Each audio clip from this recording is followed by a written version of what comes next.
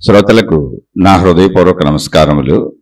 మన శ్రోతలలో ఒక సోదరుడు ప్రశ్నను పంపడం జరిగింది. ఆ ప్రశ్న తత్వమసి మహావాక్యాన్ని గురించి వివరించి చెప్పగలరు, అలాగే దానికి గూర్చినటువంటి వారికి సంబంధించిన కొన్ని సందేహాలను కూడా వారు అడగటం జరిగింది. ఇక్కడ మనకి ప్రశ్నకు అవసరమైనంత వరకు మాత్రమే నేను మీకు ఆ వాక్యాన్ని చదివి వినిపించాను. తత్వమసి అనేటువంటి దానిని గురించి వివరముగా చెప్పగలరు అంటే మన జీవితంలో ఎలా అన్వయించుకొని ఆ స్థితిని మనం పొందాలి, అది వారి ఉద్దేశం. ఇక్కడ తత్వమసి అనేటువంటి ఈ పదం సంస్కృతములో వచ్చినటువంటిది. మహావాక్యాలు అని చెప్పబడుతున్నటువంటి ఆత్మజ్ఞాన సంబంధిత మహావాక్యాలు, వాటికి సంబంధించిన వాటిలో తత్వమసి అనేది ఒకటి. తత్వమసి అన్నప్పుడు తత్ త్వం అసి, తత్ అంటే అది, త్వం అంటే నీవు, అసి అంటే అయి ఉన్నావు, అది నీవే అయి ఉన్నావు. అది నీవే అయి ఉన్నావు అని దేనిని చెబుతున్నారు? ఇక్కడ విషయం అది నీవే అయి ఉన్నావు అని దేనిని చెబుతున్నారు? ఎవరికి చెబుతున్నారు? ఎవరు చెబుతున్నారు? అది నీవే అయి ఉన్నావు అన్నప్పుడు అది మనకు చెబుతున్నారు, అంటే తెలియని వారికి చెబుతున్నారు. అసలు అదేంటి? ముందు అది నీవే అయి ఉన్నావు అన్నప్పుడు ఏమిటది అంటే, ఏదైతే ఈ సృష్టి అంతా వ్యాపించి ఉన్నదో, సృష్టిగా ఉన్నదో, సృష్టికి ఆధారమై ఉన్నదో, సృష్టిగా ఉన్నదదే, సృష్టికి ఆధారమై ఉన్నదదే, నువ్వు నిరంతరం ప్రయత్నిస్తూ, అంటే శరీరపరంగా మనం భౌతికమని మాట్లాడుకొని చెప్పుకుంటున్నా, శరీరపరంగా నీకు కావలసినటువంటి అవసరములు గాని కోరికలు గాని ఏవైనా నువ్వు నిరంతరం తీర్చుకుందామని ప్రయత్నిస్తూ సాగుతున్నటువంటి సృష్టిలో నువ్వు చేస్తున్న ప్రయత్నాలు, పొందుతున్నటువంటి వస్తువులు, పొందాలనుకుంటున్నటువంటి అనుభవాలు, విషయాలు, కోరికలు, ఏదైనా మొత్తము సృష్టి. అది నీవే అయ్యున్నావు. నువ్వు దేనిని పొందాలని ప్రయత్నిస్తున్నావో అది నీవే అయ్యున్నావు. పొందుతున్న నువ్వు కూడా అది నీవే అయి ఉన్నావని చెబుతున్నారు. దేనిని పొందాలని ప్రయత్నిస్తున్నావో అది నీవే అయి ఉన్నావు, అంటే పొందుతున్న నువ్వు కూడా అది నువ్వే అయి ఉన్నావు, అంటే మొత్తం సృష్టి. ఇప్పుడు సృష్టిగా చూసినప్పుడు మనకు వేరువేరుగా కనపడుతుంటే మనం దాన్ని పొంది అనుభవిస్తున్నాం. ఇది శరీరపరమైనటువంటి సత్యం. ఇందులో ఎటువంటి అభ్యంతరము లేదు, ఇందులో ఎటువంటి అసత్యము లేదు. ఇది నిజమే, ఇలాగే ప్రయత్నించుకోవాలి. ఎందుకని? అది నీవే అయ్యున్నావు అన్నప్పుడు అది నేనే అయ్యున్నాను కనుకనే దానిని పొందాలని నాకు అనిపిస్తుంది. అది నాలో మిళితమవుతుంది కనుకనే అది నాకు అవసరంగా అనిపిస్తుంది. భౌతికంలో మీరు గమనించి చూడండి, అది నేనే అయ్యున్నాను కనుకనే అది నాకు కావాలనిపిస్తుంది. అది నేనే అయ్యున్నాను కనుకనే దాన్ని పొందాలనిపిస్తుంది. అది నేనే అయ్యున్నాను కనుకునే అది నాలో మిళితమైపోతుంది. మీరు ఏదైనా తీసుకోండి, శరీరపరంగానే తీసుకుందాం. అసలు నాలో మిళితమైపోతుంది, అది నాకు కావాలనిపిస్తుంది. అనుభవము అంటే ఏంటి?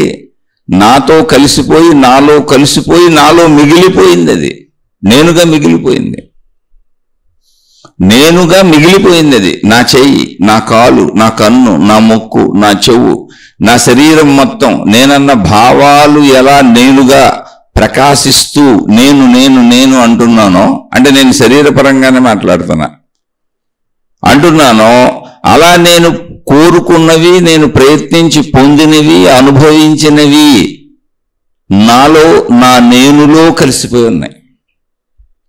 అవేవైనా కావచ్చు, రుచులు కావచ్చు, దృశ్యాలు కావచ్చు, శబ్దాలు కావచ్చు, వాసనలు కావచ్చు, శారీరక అనుభవాలు కావచ్చు, స్పర్శలు కావచ్చు. అంటే ఇది శరీరము ద్వారా ఇలా మాత్రమే జరుగుతుంది. శబ్దస్పర్శ రూపరసగంధములుగానే మాత్రమే మనం అనుభవించగలుగుతాం. కానీ మీరు గమనిస్తే మనం పొందుతున్నాము, అవి మనకంటే విడిగా ఉన్నాయి అని మనం శరీరపరంగా భావించుకుంటున్నాం. శరీర భావనలో అసత్యమేం లేదు. దాన్ని జాగ్రత్తగా అక్కడ గమనించుకుంటూ అర్థం చేసుకుంటూ వెళ్దాం. అయితే అసలు నేను ఎందుకు ప్రయత్నిస్తున్నాను, నేను ఎందుకు కోరుకుంటున్నాను అంటే నాకు అది అవసరత అనిపిస్తున్నది. ఇప్పుడు ఆహార పదార్థాలు తీసుకుంటున్నా, ఆహార పదార్థాలు నాకు ఆకలి కలుగుతున్నది శరీరం. ఈ కలగటం ఏంటి అంటే బయట ఉన్నటువంటి వాటితో నువ్వు కలవగలవు, వాటిని నీలో కలుపుకోగలవు, అది నువ్వు ఒకటే, అది నీలో కలిసిపోతుంది అనే ఒక అవసరతని శరీరం దానంతటది చెబుతుంది. అయితే ఇది అన్ని చోట్ల వర్తిస్తుందా అనేటువంటి వితండవాద ప్రశ్నొద్దు. శరీరపరంగా అర్థం చేసుకుందాం ఊరికినంత విషయాన్ని. అంటే శరీరం నుంచి ప్రయాణించుకుంటూ చెప్పుకుంటూ వస్తున్న ఒక సామాన్యుడికి కూడా అర్థం అవ్వాలని అంతే ఏం లేదు. అందుకని శరీరమే స్పందిస్తున్నది, నువ్వు దాంతో కలిసిపో, దాన్ని నీలో కలిపేసుకో. అది నిత్య ఆకలి, అలాగే నిత్య దాహము. ఇవన్నీ ఏమవుతున్నాయి? ఇప్పుడు నేను వాటిలో కలిసిపోయానా, అవి నాలో కలిసిపోయినాయా, మొత్తంగా ఏకమైపోయాను. కానీ ప్రయత్నిస్తున్నప్పుడు అది నాకు భిన్నంగా ఉందనిపిస్తుంది, నేను దానికోసం సాగుతున్నప్పుడు అది నాకు భిన్నంగా ఉందనిపిస్తుంది. అది శరీర భావన. నేను ఎంత మాత్రమే ఉన్నాను అనుకుంటున్నా, నేను మొత్తం శరీర భావనలోనే చెబుతున్నా, శరీరంలో నుంచే మొదలుపెట్టి చెప్పుకుంటూ వస్తున్నా. అది నీవే అయి ఉన్నావు కనుకనే అది నీలో ఇమిడిపోతుంది, అది నీవే అయి ఉన్నావు కనుకనే అది నీకు కావాలనిపిస్తుంది, అది నీవే అయి ఉన్నావు కనుకనే దానిలో నువ్వు ఇమిడిపోతున్నావు. ఇలా ఒకటి మనలో ఇమిడిపోతుంది, మనం ఒక దానిలో ఇమిడిపోతున్నాం, రెండు కలిసిపోతున్నాయి, ఏకమైపోతున్నాయి. ఆ ఏకత్వాన్ని నిరంతరం అనుభవిస్తూ జీవిస్తున్నది శరీరం. ఆ ఏకత్వం కోసం నిరంతరం తపన పడుతున్నది శరీరం. శరీర ప్రయత్నం ఏంటంటే నిరంతరం దేంతో దాంతో కలిసిపోవాలని తపన పడుతుంది. అదొక తపన, అదొక జిజ్ఞాస. శరీరపరమైనటువంటి అవసరంగా మనకు ఆకలిగా దానంతటది లోపల కలుగుతుంది. మీరు గమనించి చూడండి, శరీరముతో మొదలైంది మన జిజ్ఞాస. అదొక సహజ తత్వంగా మొదలైనటువంటి జిజ్ఞాస. దాన్ని నువ్వు ఆకలి అంటావు ఒకసారి. ఇప్పుడు ఆకలి అనేది లోపల కలిగినప్పుడు అదేం చెబుతుంది? ఆహారముతో కలిసిపో, దాన్ని నీలో కలిపేసుకో, నువ్వు కలుపుకోగలవు, అది నీలో కలిసిపోతుంది, ఎందుకంటే అది నీవే కనుక. ఇందులో ఎంత సత్యం ఉందంటే నిజంగా మన శరీరం ఆహారంతోనే తయారయ్యి, ఆహారం మనం తీసుకున్నది శరీరంగా మారిపోతుంది, రక్తంగా మారిపోతుంది, మాంసంగా మారిపోతుంది, ఎముకల మజ్జగా మారిపోతుంది, తర్వాత వీర్య కణములుగా మారిపోతుంది, మళ్ళీ మనుషులను ఉత్పత్తి చేస్తుంది. మనుషుల నుంచి మనుషులు పుడుస్తున్నారు స్త్రీ పురుషుల కలయికతో. అంటే ఇప్పుడు ఏంటి? ఇదంతా నేనే అయి ఉన్నాను. మళ్ళీ పుట్టిన పిల్లలు ఎవరై ఉన్నారు? మీరు గమనించి చూడండి, పుట్టిన పిల్లలు ఎవరై ఉన్నారు? తత్వం అంటే ఏదో ఆకాశంలోంచి ఊడిపడింది ఏదో ఉందనుకోబాకండి. ప్రతి స్థితిలోనూ అదే ఉంది. ప్రతి స్థితి నుంచి అర్థం చేసుకునే ప్రయత్నం చేస్తున్నాం. మళ్ళీ పిల్లలంటే ఎవరై ఉన్నారు అంటే పిల్లలందరూ ఆహార పదార్థాలే ఉన్నారు. ఆహార పదార్థాల నుంచి తల్లిదండ్రుల్లోకి వచ్చిన శక్తి. ఆహార పదార్థాలు ఎక్కడి నుంచి వచ్చినాయి? పంచభూతముల నుంచి, భూమిలో నుంచి మొక్కలు వచ్చినాయి. ఆ మొక్కలు గాలిని వాడుకున్నాయి, సూర్యరశ్మిని వాడుకున్నాయి, పంచభూతాలను వాడుకున్నాయి, ఆకాశంలో ఆకాశతత్వంలో ఎదిగినాయి. పంచభూతాలు వాడుకుంటూ ఆహార పదార్థాలు ఉత్పత్తి అయినాయి. ఆహార పదార్థాల ఉత్పత్తికి మనం ఎవరం కారణం కాదు. అయితే ఇప్పుడు ఆ ఆహార పదార్థాలు మనలో కలిసిపోయినాయి. ఆహార పదార్థాలు ఎలా వచ్చినాయి? పంచభూతాలతో వచ్చినాయి. కాబట్టి పంచభూతాలు కూడా మనమే అయి ఉన్నాం. పంచభూతాత్మకమైనటువంటిది ఏదో ఉందో అది మనమే అయి ఉన్నాం. అందుకే అది మనం కనుకనే మనలో కలిసిపోతుంది. అది అలానే అన్నీ మనలో కలిసిపోతాయా అని అడగబాకండి, వితండవాదన ప్రశ్న చేయబాకండి. ఒక్కొక్క స్టెప్ వెళ్తే మనకు అర్థమవుద్ది. జస్ట్ అర్థం చేసుకోండి, అది నీవే అయి ఉన్నావు కనుకనే అది నీలో కలిసిపోతుంది. అయితే శరీరపరమైనటువంటిది పరిమితత్వము కనుక అందులో కలిసిపోయి పరిమితంగానే ఉన్నాయి. దాని నిర్మాణానికి అంతే. సృష్టిలో ఉన్నటువంటి తత్వ విధానాలలో శరీరాలు అనేకం ఉన్నాయి కనుక మానవ జాతిగా మానవ జాతి శరీరాలలో కలిసిపోయేటువంటివి మానవ జాతికి ఉన్నాయి. అవన్నీ పంచభూతాత్మకమే. మళ్ళీ మూలం పంచభూతాలే. పంచభూతాల ద్వారా వచ్చినటువంటి మొక్కలు, మొక్కల ద్వారా వచ్చినటువంటి ఆహార పదార్థాలు, ఆహార పదార్థాలలో వాటి ద్వారా శరీరము బ్రతకడం. ఇప్పుడు వీటిలో కొన్ని మానవ శరీర నిర్మాణానికి సరిపోయి కలిసిపోతున్నాయి, కొన్ని జంతు శరీర నిర్మాణాలకు కలిసిపోతున్నాయి. కానీ మొత్తానికి ఆధారం పంచిపోతాలే. శరీరం పరిమితి కనుక అది పరిమితిగా కనపడుతుందండి. అయితే ఇక్కడ పరిమితి శరీరంలో కూడా జరుగుతున్నది ఏంటి? ఏమండి రోజు నేను కోరుకుంటున్నానండి, తింటున్నానండి కాదు. అసలు కోరుకోవటం కాదు, అది కలిసిపోవటం అనేటువంటి ఇచ్ఛ. నీ అనంతత్వంలో నువ్వు కలిసిపోవాలన్న ఇచ్ఛ నీకు తెలియకుండానే నీ శరీరంతో మొదలైంది అది. ఎందుకంటే మొదట నేను శరీరం అనే భావనలోనే నువ్వు ఉన్నావు కనుక శరీరంతో మొదలైంది అది. పదార్థ రూపంలో ఉన్నావు గనక, ఘనత్వాన్ని పొందున్నావు గనక ఆ శరీరంతోనే మొదలైంది. దానంతటది ఆకలిగా పుట్టింది, దానంతటది దాహంగా పుట్టింది, దానంతటది దృశ్యాలు చూడాలంటుంది, దానంతటది శబ్దాలు వినాలంటుంది, దానంతటది వాసనలు గ్రహించాలంటుంది, దానంతటది రుచులు తెలుసుకోవాలంటుంది, దానంతటది శారీరక కోరికలు తీర్చుకోవాలంటుంది, దానంతటది స్పర్శలు పొందాలంటుంది. వీటన్నింటికి ఆధారం ఏంటంటే సృష్టిలో ఉన్న ఇతరమే. అంటే నాకు సృష్టి భిన్నమైనది కాదు, నాలో కలిసిపోతూ ఉంటుంది, నాలో కరిగిపోతూ ఉంటుంది, అది నన్ను నిలబెడుతూ ఉంటుంది, నేను దానిలో కలిసిపోయి నేనుగా మిగిలిపోతా ఉంటాను. అంటే ఇప్పుడు అదే నేను. మనం తీసుకున్న ఆహార పదార్థాలన్నీ ఇప్పుడు ఏమేమి తింటున్నామో చూస్తే తత్వమసి అనే వాక్యం మీకు సూట్ అవుతుంది. అది నీవే అయి ఉన్నావు అన్నప్పుడు మీరు తిన్నవన్నీ మీరే అయి ఉన్నారా లేదా చూసుకోండి ఒకసారి. మీరే అయిపోతున్నారు అసలు. మనం ప్రతిరోజు మనం గ్రహిస్తున్నదంతా తత్వమసి, అది నీవే అయి ఉన్నావు. శరీరపరమైన సత్యం. మొత్తం మనం స్వీకరించిందే ఆహార పదార్థాలే మన శరీరం. అలాగే ఇలా గ్రహించుకుంటూ వచ్చిన దృశ్యాలు ఏమన్నాయో చూడండి, అది నేనైపోయి ఉన్నాను, నాలో ఉన్నాయి నేను. మనం ఎన్ని చూసామో అవన్నీ నేను, మనం ఎన్ని విన్నామో అవన్నీ నేను, మనం ఎన్ని వాసన చూసామో అవన్నీ నేను, మనం ఈ పంచేంద్రియాల శరీరము ద్వారా ఎన్నిటిని పొందామో అవన్నీ అనుభవములుగా నాలో ఇమిడిపోయి ఉన్నాయి చూడండి. నేను తీసుకున్న ఆహార పదార్థాలేమో రక్తముగా, మాంసముగా, ఎముకలుగా, మజ్జగా, వీర్యముగా, నేనుగా మొత్తంగా మారిపోయినాయి, నా శరీరంగా మారిపోయినాయి. నేను గ్రహించిన అనుభవాలన్నీ ఈ శరీరంలో అద్భుతమైనటువంటి భావనలు కలిగిస్తూ, నన్ను బ్రతికిస్తూ, సజీవం చేస్తూ, నిరంతరం వెళ్ళి కలిపేసుకో అని చెబుతూ మనసుగా మారిపోయింది. మనసు ఏంటంటే శరీరంలోని అంతర్భాగమే. నేను గ్రహించి అనుభవించిన అనుభవాల అన్ని సమాహారం, నా అనుభవం నేనే, మనసు నేనే, మనసుగా ఉంది. అది శరీరం ఘనత్వంగా ఉంది, మనసు సూక్ష్మతత్వంగా ఉంది. కానీ రెండు నేనే. అది నేను అయిపోయాను. తత్వమసి, తత్వం అసి, అది నీవే అయి ఉన్నావు.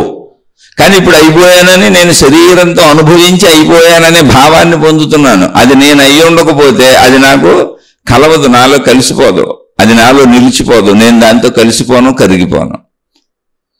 అలా మొత్తం నాలో కలిసి కరిగిపోయి, మొత్తం అన్నింటిలో నేను కలిసి కరిగిపోయింది. నాలో కలిసి కరిగిపోయిందంతా నా శరీరం అయిపోయింది. నేను వెళ్ళి కరిగి కలిసిపోయిందంతా అనుభవంగా నాలో మనసుగా మిగిలిపోయింది. రెండు ఒకటే, ఐక్యత, లీనత. ఆహార పదార్థాలతో ఐక్యత, శరీరం కలిసిపోయి శరీర నిర్మాణం అలా సాగిపోతూనే ఉంది. దృశ్యాలతో ఐక్యత, శబ్దాలతో ఐక్యత, వాసనలతో ఐక్యత, స్పర్శలతో ఐక్యత, స్త్రీ పురుష శారీరక సంబంధములతో ఐక్యత. ఈ ఐక్యత ఎందుకు కావాలనిపిస్తుంది? మీరు ఎప్పుడు కూడా శరీరము తుచ్చమైనది అనుకోబాకండి. అసలు దేహము దేవాలయము. మనం ప్రార్థనాలయాలు అనేక నిర్మించుకున్నాం, అనేక మతాలలో. అవి ప్రకటితమవుతూ ఉంటాయి, మనమే కట్టుకున్నాం, మనమే నిర్మించుకున్నాం, కనపడేలా పదార్థ రూపంలో, ఘనత్వంగా. అందులో ప్రార్థనాలయాలలో మనం దైవత్వాన్ని మనమే నిలుపుకున్నాం, ప్రతిమల రూపంలో, ఫోటోల రూపంలో. ఎవరి ప్రార్థనాలయాలు ఏ విధాలైతే ఆ విధానాల్లో మనమే ఊహాత్మకంగా నిలుపుకున్నాం. ఎందుకనంటే ప్రార్థనాలయం ద్వారా సృష్టికి మూలమైనటువంటి అది తత్వమసి, తత్వం అసి, అది నీవే అయి ఉన్నావని చెప్పబడుతున్నది ఏదుందో, మొత్తం సృష్టికి కారణభూతమై సృష్టిగా వెలుగొందుతూ ఉన్నది ఏదుందో దానిని ప్రార్థనాలయాల ద్వారా పట్టుకుందామని ప్రయత్నిస్తూ ప్రార్థనాలయాలు ఏర్పాటు చేసుకున్నాం. ప్రార్థనాలయాలు మనం ఏర్పాటు చేసుకున్న ప్రార్థనాలయాలు అంటే సృష్టిలో నిండిపోయి ఉండి, సృష్టిగా ఉండి, సృష్టికి ఆధారమై ఉండి సమస్తముగా ఉన్నటువంటి ఆ శక్తి ఏదున్నదో తత్వం అసి. సృష్టి అదే, సృష్టిలో ఉన్నది అదే, సృష్టిని తనలో ఉంచుకున్నది అదే. మొత్తం ఒకటే, భిన్నత్వం లేదు ఇక్కడ. అంటే నా శరీరం అదే, నా మనసు అదే, నా బుద్ధి అదే, నా అహంకారం అదే, నాలో ఉన్న ప్రాణశక్తి అదే, శక్తి అదే, అన్నీ ఒకటే. ఎన్ని భిన్న భిన్నంగా లేవు, ఎన్ని ఇప్పుడు కలిసే ఉన్నాయి నా శరీరంలో. అందుకని శరీరంతో మొదలు పెట్టాను తత్వమసి అనేది. ఈ ప్రార్థనాలయాలనేది మనం ఎలా నిర్మించుకుంటున్నామో, మతాలు ఎలా ఏర్పాటు చేసుకున్నామో, ఆచార సాంప్రదాయ విధాన పద్ధతులు ఎలా ఏర్పాటు చేసుకున్నామో, దేవుళ్ళు దేవతలు అనేటువంటి విధానాలు మనకు అర్థమయ్యేలా రూపురేఖలతో మనిషిలా, స్త్రీలా, పురుషుడిలా, ఎలా అంటే సృష్టిలో ఉన్నటువంటి అనేక వస్తువుల్లా, విషయాలలా, జంతువుల్లా అన్నింటినీ తెచ్చేసుకున్నాం మతంలోకి, దేవుళ్ళలోకి, దైవత్వంలోకి, ప్రార్థనాలయాల్లోకి తెచ్చేసుకున్నాం. సృష్టిలో ఉన్న అన్నింటినీ ఏదో ఒక రూపంలో దైవత్వాన్ని ఆపాదించి తీసుకున్నాం. అంటే ఉద్దేశం ఏంటి అక్కడ అంటే వీటిలో ఉన్నటువంటి శక్తిని తెలుసుకుందాం అని. అందుకే దేహమే దేవాలయం అక్కడ మొదలైంది. ముందు తత్వమసి. దేహం ఇప్పుడు ఏంటి అంటే సృష్టి చేసిన దేవాలయం. మనం బయట నిర్మించుకున్న ప్రార్థనాలయాలన్నీ ఆ సృష్టి యొక్క ఆధారతను, అంటే సర్వవ్యాపకంగా అనంతంగా సృష్టి కనపడుతుంది. ఎంత ఉందో మనకు తెలియట్లా. ఇక్కడ జనన మరణాలు కనపడుతున్నాయి, శరీరాలు రావటం వెళ్ళటం అంతా కనపడుతుంది, సృష్టి నడక కనపడుతుంది, సృష్టి ఆట తెలుస్తుంది, నేను తెలుస్తున్నా, నాకు తెలుస్తున్న సమస్తం తెలుస్తుంది. కానీ దీనికి ఆధారభూతమైనటువంటిది ఏంటో తెలియలేదు. దాన్ని తెలుసుకోవటానికి ప్రార్థనాలయాలు పెట్టుకున్నా. అంటే దాన్ని తెలుసుకోవటానికి సృష్టినే ఆధారంగా తీసుకొని వెళ్తున్నా. ఎందుకని సృష్టి అదే అయినప్పుడు, సృష్టి అనంతంగా ఉన్నప్పుడు సృష్టిలో ఉన్నదేంటి, సృష్టిగా ఉన్నదేంటి, సృష్టికి ఆధారమై ఉన్నదేంటి, ఈ అనంతత్వం ఏంటి, అసలు ఈ అనంత సృష్టి ఏంటి అన్నప్పుడు సృష్టిని పట్టుకెళ్ళాలి. అయితే సృష్టిని పట్టుకెళ్ళాలంటే నేను కూడా సృష్టిలో భాగమేగా. నేను నాకు అర్థమవుతాను, నేను నాకు తెలుస్తాను, నేను నాకు సంపూర్ణంగా గ్రహింపులో ఉంటాను. నేను బయట సృష్టిని పట్టుకొని వెళ్తే ఏమి తెలుసుకోలేను. ఎందుకంటే అది నాకు తెలియబడదు కనుక, అది భిన్నత్వం అని అనిపిస్తుంది కనుక. కాబట్టి సృష్టిని తెలుసుకునే విధానం ఏంటంటే సృష్టిలో భాగమైన నన్ను నేనే తెలుసుకుంటున్నాను.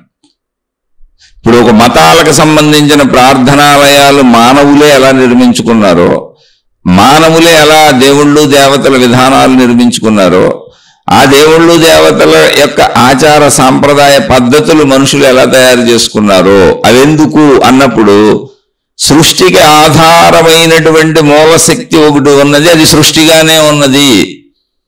కానీ ఈ సృష్టి ఆటంతా ఎలా సాగుతున్నది, ఇంత క్రమశిక్షణగా ఎలా సాగుతున్నది, ఇంత పద్ధతిగా ఎలా సాగుతున్నది, ఈ నడకంతా ఎలా ఉన్నది అనేటువంటి భావములో సృష్టినే తెలుసుకోవాలి.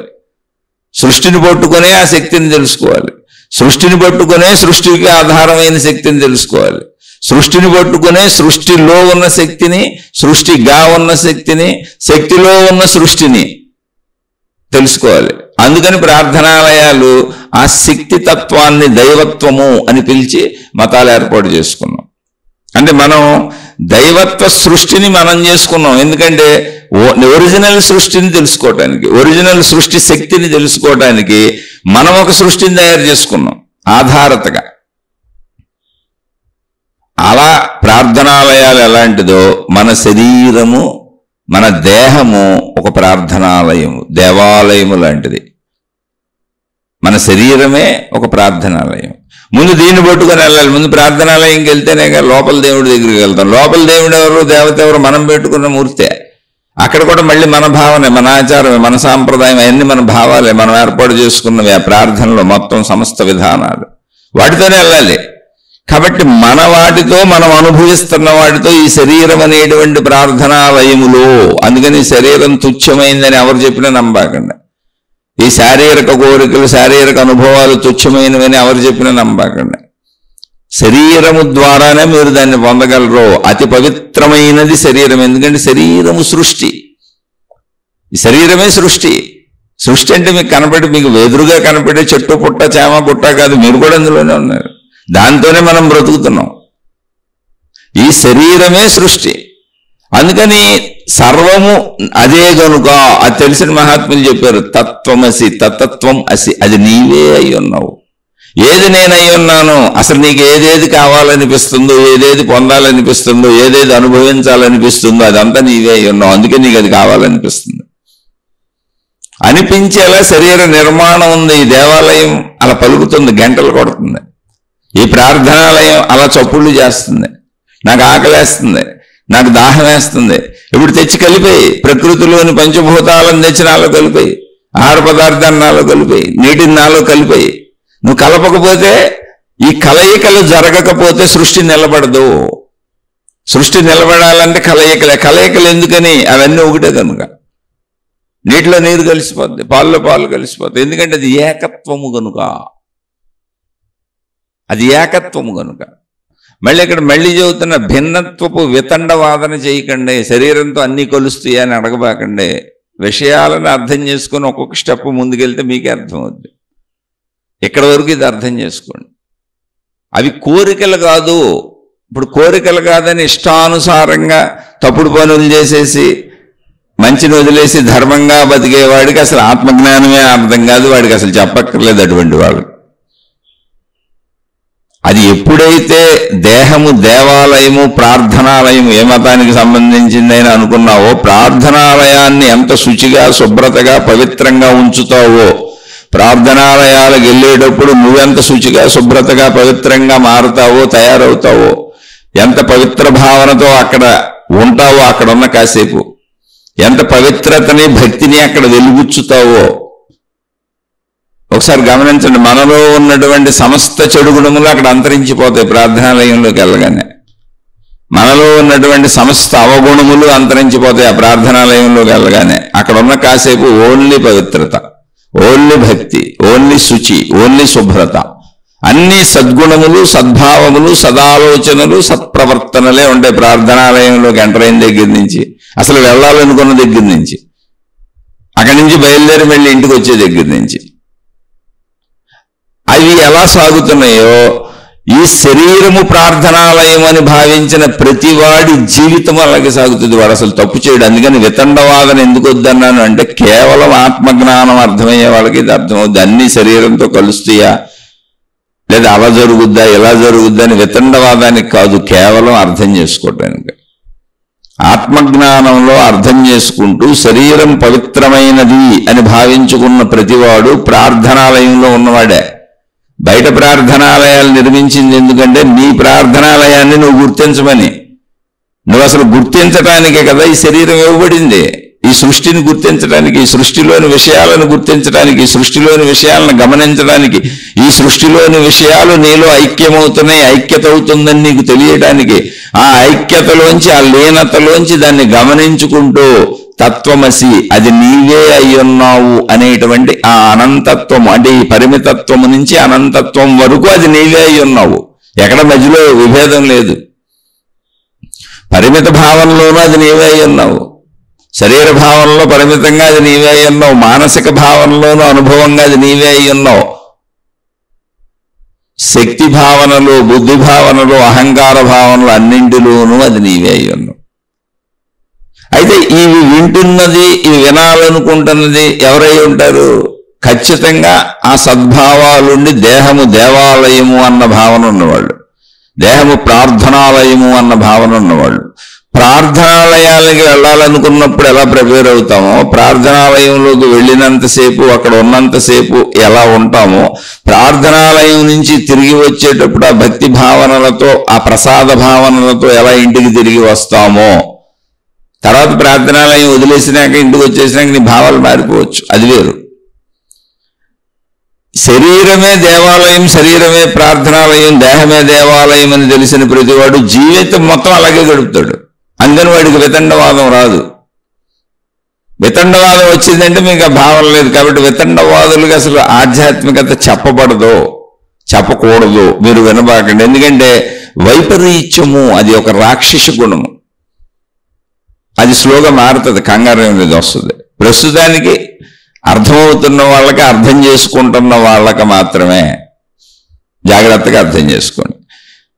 శరీరము కోరుకుంటున్నవన్నీ కూడా మళ్ళీ చెప్పాను ఏమండి, శరీరం దుర్మార్గత్వాలు కోరుకోవచ్చు కదా, పక్కింటావిని కోరుకోవచ్చు, ఎదురింటావిని కోరుకోవచ్చు, వ్యభిచారాలు కోరుకోవచ్చు, తాగుళ్ళు కోరుకోవచ్చు, సిగరెట్లు కోరుకోవచ్చు, జోదాలు కోరుకోవచ్చు, ఇవన్నీ జరుగుతున్నాయి కదా ప్రపంచంలోనే. విపరీత వైపరీత్య ధోరణులతో ఆలోచించకండి, వితండవాదం చేయకండి, మీ బుర్రని వితండవాదాల వైపు వెళ్ళలేకుండా. ముందే చెప్పాను ఏంటి అంటే, బయట ప్రార్థనాలయాలు మనం నిర్మించుకున్నవి అన్ని మతాలలో ఎలాంటివో, అది మామూలు భూభాగంలో, మామూలు స్థలంలో, మామూలు ఇటుకలతో, మామూలు సిమెంటులతో మనం ఏం బ్రతుకు తెరువులో ఏం వాడుకుంటున్నామో వాటితోనే కదా ప్రార్థనాలయం కట్టబడింది. అందులో పెట్టబడిన మూర్తి కానీ, అక్కడ ఉన్న వస్తువులు కానీ, విషయాలు కానీ, ప్రార్థనాలయంలో అన్ని దేవుడు దేవతతో సహా అన్ని మనం రొటీన్గా వాడుకునే వస్తువులే కదా. కానీ మనం అక్కడ ఏం చేసాం, అది ప్రార్థనాలయం ఎందుకయింది? ప్రతి మతానికి అది ఒక ప్రార్థనాలయం మనం ఎందుకు నిర్మించుకుంటున్నాం? ఎందుకు ఇన్ని ప్రార్థనాలయాలంటే పవిత్రతను మనం అక్కడ ఆపాదించాం. మిగిలినన్ని కామన్ ఫ్యాక్టర్లే. స్థలం ఒకటే, ప్రపంచంలో ఎక్కడ స్థలమైనా ఒకటే, దానికి వినియోగించిన వస్తువులన్నీ ఒకటే, దానికి వినియోగించిన విషయాలన్నీ ఒకటే, దానికోసం ఖర్చు పెట్టిన టైం అన్ని చోట్ల ఖర్చు పెట్టే టైమే, దానికి ఉపయోగించిన శ్రమ అంతా ఒకటే, దానికి ఉపయోగించిన ధనం అంతా ఒకటే, అది ఏ ప్లేసుల్లో అయినా ఒకటే, అది ఎక్కడైనా చెల్లుబడి అయ్యేదే. ప్రార్థనాలయానికి ఉపయోగించిన ధనం ఏదుందో అది మందు షాపులోనూ ఉపయోగపడుతుంది, వ్యభిచారాల దగ్గర ఉపయోగపడుతుంది, ప్యాకెట్ల దగ్గర ఉపయోగపడుతుంది. ఉపయోగాలు మారలా. కానీ ప్రార్థనాలయం అన్నప్పుడు మనం దానికి దైవీ భావాన్ని కల్పించాం, పవిత్రతను కల్పించాం, శుచిని కల్పించాం, శుభ్రతను కల్పించాం. భావనలో దాన్ని అద్భుతంగా చేసుకున్నాం, పవిత్రంగా మహాద్భుతంగా చేసుకున్నాం. ఎందుకు? అసలు ఎందుకు అంటే సృష్టికి మూలాధారమైనటువంటి, సృష్టిగా ఉన్నటువంటి శక్తి కోసం. ఆ దైవత్వం అని దాన్నే పిలుచుకుంటున్నాం మనం, దేవుడు దేవత అని దాన్నే పిలుచుకుంటున్నాం. మన స్థాయికి దింపుకున్నాం, మన శరీర స్థాయికి దింపుకున్నాం. శరీరాన్ని ఇప్పుడు దాంతో కంపేర్ చేసుకుంటున్నాం అంతే. ప్రార్థనాలయం ఎలాంటిదో శరీరం కూడా అలాంటిది, అది పవిత్రమైందే, దాన్ని అపవిత్రం చేయకండి. అందుకే వితండవాదన ఎందుకు వద్దనంటే, అపవిత్రం చేసుకున్న వాడికి అపవిత్ర ఆలోచనలు వస్తాయి, పవిత్రంగా చేసుకుంటున్న వాళ్ళకి అపవిత్ర ఆలోచనలు అసలు రానే రావు. ఆ తత్వం అర్థం చేసుకోండి, వైపరీత్య ధోరణిలో ఆలోచించకండి. ఇప్పుడు దేవాలయాలలో కూడా దొంగతనాలు చేసే దొంగలు ఉన్నారు, దేవాలయాలలో ప్రార్థనాలయాలలో కూడా మోసాలు చేసేవాళ్ళు ఉన్నారు, అన్యాయం చేసేవాళ్ళు ఉన్నారు, పెత్తనాలు చేసేవాళ్ళు ఉన్నారు, అహంకారాలు ప్రదర్శించేవాళ్ళు ఉన్నారు, ఇతరులను బాధ పెట్టేవాళ్ళు ఉన్నారు. దేవాలయాల పేరు మీద, దైవత్వం పేరు మీద దొంగ గురువులు, దొంగ మాతాజీలు, దొంగ విధానాలతో ప్రజలను మోసగించేవాళ్ళు ఉన్నారు. వాళ్ళందరినీ ఎవరు మంచి అని చెప్పట్లేదే. వాళ్ళందరూ ఉన్నారు కదండి, అందరూ వాళ్ళే ఉన్నారా? కానే కాదు. అసలు ఆ వ్యవస్థ ఏర్పాటు చేయబడింది సృష్టి శక్తిని తెలుసుకోవటానికి, దైవశక్తిని తెలుసుకోవటానికి, సృష్టికి ఆధారంగా ఉన్నదాన్ని తెలుసుకోవటానికి, సృష్టిగా ఉన్నదాన్ని తెలుసుకోవటానికి. ఉన్నది ఒకటే కాదు, అనేకంగా మనం భావించుకుంటున్నాం కనుక శరీర భావనలో అనేకంగా చెప్పుకుంటున్నాం. కాబట్టి వితండవాదన, వైపరీత్య భావన ఎవరికి వస్తుందంటే శరీరాన్ని పవిత్రంగా ఉపయోగించిన వాళ్ళకి. ఇది ప్రార్థనాలయం అన్న భావన లేదు, దేహము దేవాలయము, దేహము ప్రార్థనాలయము అనే భావన లేదు.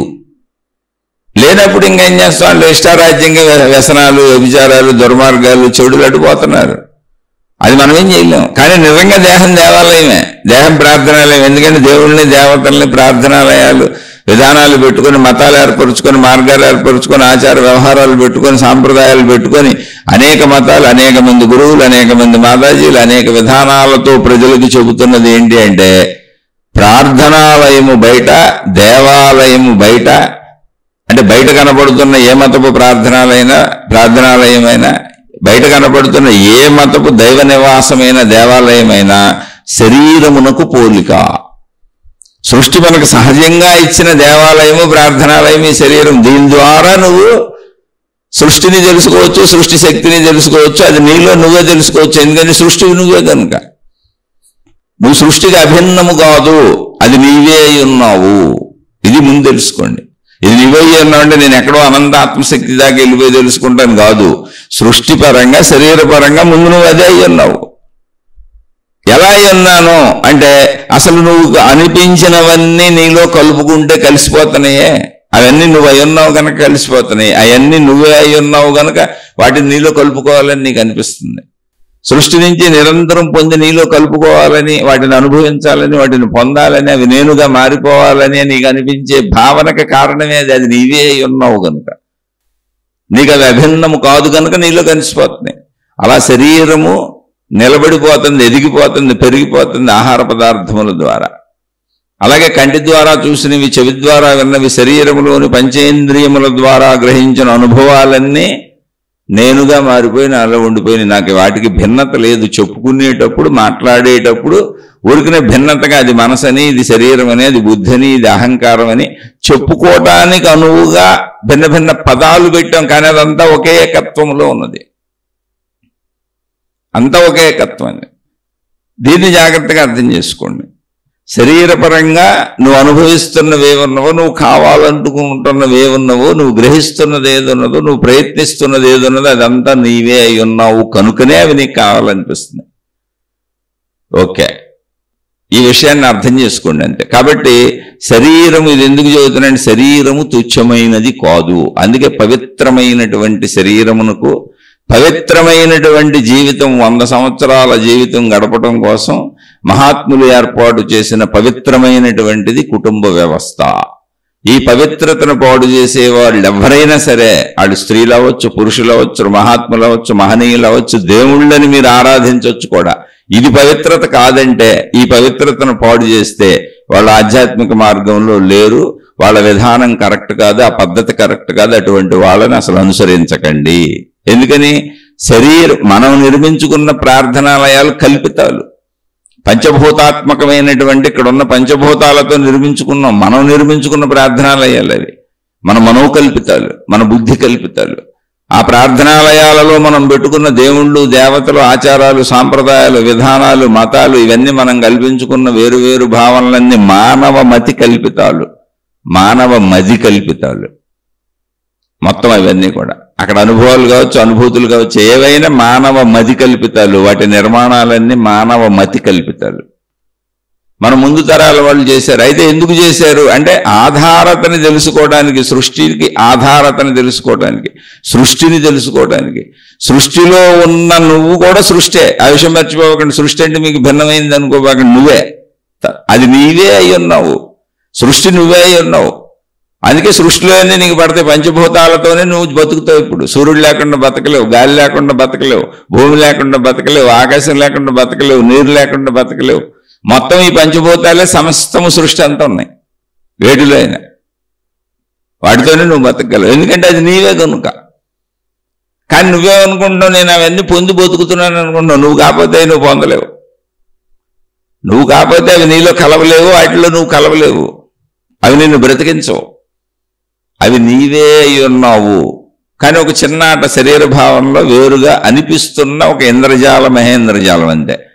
ఆ మహేంద్రజాలానికి, ఇంద్రజాలానికి, సృష్టి అనే మహేంద్రజాలానికి, ఇంద్రజాలానికి మూలం ఏంటి? ఇది ఎలా ఎందుకు ఉంది? ఇంద్రజాలం, మహేంద్రజాలం అసలు నాకు ఎందుకు అనిపిస్తున్నది అంటే కేవలము శరీర భావనలో.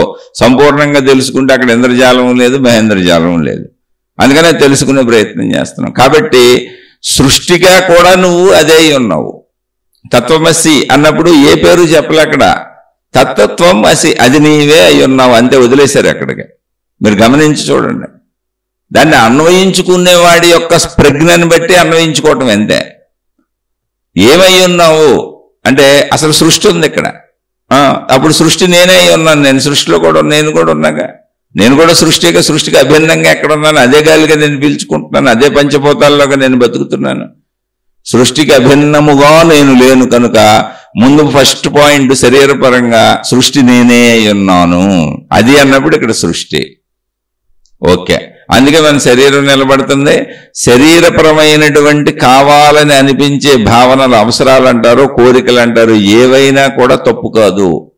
అయితే మళ్ళీ చెబుతున్నా, ఇందులో వితండవాదం లేవదీయకండి. ఏవైనా సరే అంటే వ్యభిచారాలు చేయొచ్చా, తాగొచ్చా, తిరగొచ్చా అని అడగకండి. ఎందుకంటే దేహము దేవాలయము, దేహము ప్రార్థనాలయము అనేటువంటి భావనలో అసలు చెడు తాటే పుట్టదు. ఎందుకని మనం ఇప్పుడైనా బయట ప్రార్థనాలయానికి వెళ్ళేటప్పుడు ఎలా తయారై వెళ్తాం?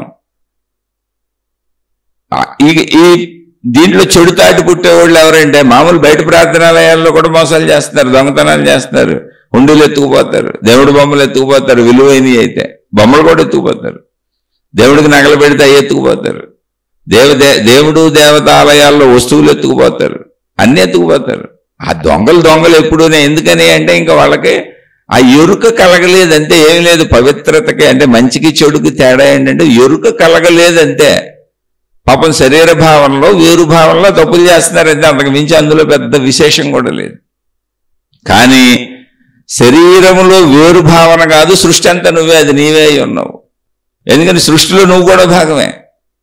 అప్పుడు వేరు భావన ఎక్కడుంది? అందరూ నాలాంటి మనుషులే, అన్ని నాలాంటి చెట్లు కూడా నాలాంటివే, జంతువులు కూడా నాలాంటివే, జడ పదార్థములని నేను భావించుకుంటున్నాయి కూడా నాలాంటివి. ఎందుకంటే అన్నింటినీ ఉపయోగించుకుంటేనే నేను బతుకుతున్నా. సృష్టి వేరువేరుగా అనిపిస్తున్నటువంటి ఏకత్వము, విభిన్నముగా కనబడుతున్నటువంటి ఏకత్వము సృష్టి. ఎందుకని? సృష్టి మొత్తానికి మూలాధారం పంచభూతములు.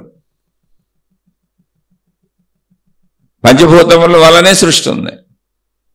పంచభూతములన్నీ ఏంటి అన్నప్పుడు 5 వేరుగా ఉన్నాయా? కాదు. 5 శక్తి యొక్క లక్షణములు, గుణములు మాత్రమే, వేరువేరుగా లేవు. అన్నీ ఒకదాంట్లోనే ఉన్నాయి. ఈ విషయం అనేక శీర్షికల్లో ఇంతకుముందు చెప్పాను. ఆకాశ స్వరూపముగా ఉన్నటువంటి మొట్టమొదటిది ఆకాశము, ఆత్మశక్తి. దానిలోనే వాయువు, దానిలోనే తేజస్సు, దానిలోనే నీరు, దానిలోనే భూమి. అవి దాని లక్షణములు, అవి విడివిడిగా లేవు. దాని స్వభావములు. అది అలా అవ్వగలదు. భూమిలా ఘనత్వమును పొందగలదు, నీరులా ద్రవత్వమును పొందగలదు, వెలుగులా ఉష్ణోగ్రతల తేజస్సును పొందగలదు, వాయువులా సంచారమును, చైతన్యమును, స్పర్శను కలగగలదు. దానికి ఆ శక్తి ఉంది. కానీ దాని ఒరిజినల్ స్వరూపం ఏంటి? ఆ శక్తి స్వరూపం అంటే ఆకాశ తత్వము. ఎన్ని తత్వములు దానిలో ఇమిడి ఉన్నాయి అంతే. దాని గుణములు, దాని స్వభావములు, దాని లక్షణములు. 5 స్వభావములు కలిగి ఉన్నది. 5లో 1 మొదటిది దాని ఒరిజినల్ స్వరూపము, స్వభావము ఆకాశము. మిగిలిన 4 దానిలో ఉన్నాయి, దాని లక్షణములు, దాని గుణములు, దాని స్వభావములు. భిన్నతగా లేదు. కాబట్టి ఆ ఒకటే 5 లక్షణములు కలిగి ఉండటం చేత పంచభూతములు అని పిలుస్తున్నాం. కాబట్టి సృష్టి అంతా ఉన్నదేంటి? పంచభూతముల రూపంలో ఆ ఒకటే. కాబట్టి ఇప్పుడు సృష్టి మొత్తం మనకు అనేకంగా, అనంతంగా అనేకం ఉన్నట్టు కనబడుతున్నా అందులో నేను కూడా ఉన్నాను. అది నీవే ఉన్నావు. ఆ సృష్టి అంతా నువ్వే. నీకు అనేకంగా కనిపిస్తుంది కానీ సృష్టిగా కూడా అది ఒకటే. అలాగే నువ్వు అది ఒకటి కాబట్టి నీకు అవన్నీ కావాలి, నీలో కలిపేసుకోవాలనిపిస్తుంది. అందుకే నిత్యం ఆహార పదార్థాలు తింటూ శరీరం ఎదిగిపోతుంది, కలిసిపోతుంది నీలో. రూపురేఖలు మారిపోయిన చూడండి. ఆహార పదార్థాలు తినకముందు ఒకలా ఉంటాయి, తినేసినాక మన శరీర రూపంలోకి వచ్చేస్తాయి. ఇది మహిమ, మాయాజాలం, ఇంద్రజాలం కాదు. అది నేనే గనుక. అంతే, సింపుల్. ఎందుకు అద్భుతం లేదు, మహిమ లేదు, మాయ లేదు. జ్ఞానం ఉంది. అది నేనే, తత్వమసి. అది నీవే గనుక. ఇలా శరీరపరంగా అది నేనే. ఇప్పుడు శరీరపరంగా అది నేనే కాబట్టి అన్నిటినీ గ్రహిస్తున్నాను, అన్నిటినీ పొందుతున్నాను, అన్నింటినీ నాకు ఏమేమి అనిపిస్తున్నాయో అవన్నీ కరెక్టే. మళ్ళీ చెప్పాను, వితండవాదన, విపరీత ధోరణి వద్దు.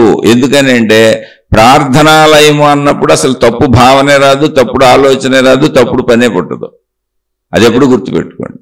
ఇది ఎవరికి వర్తిస్తుంది, ఎవరికి చెప్పబడుతుంది ఆత్మజ్ఞాన చదువు అంటే దేహము దేవాలయము, దేహము ప్రార్థనాలయము అన్న భావనలో ఉన్న వాళ్ళకి.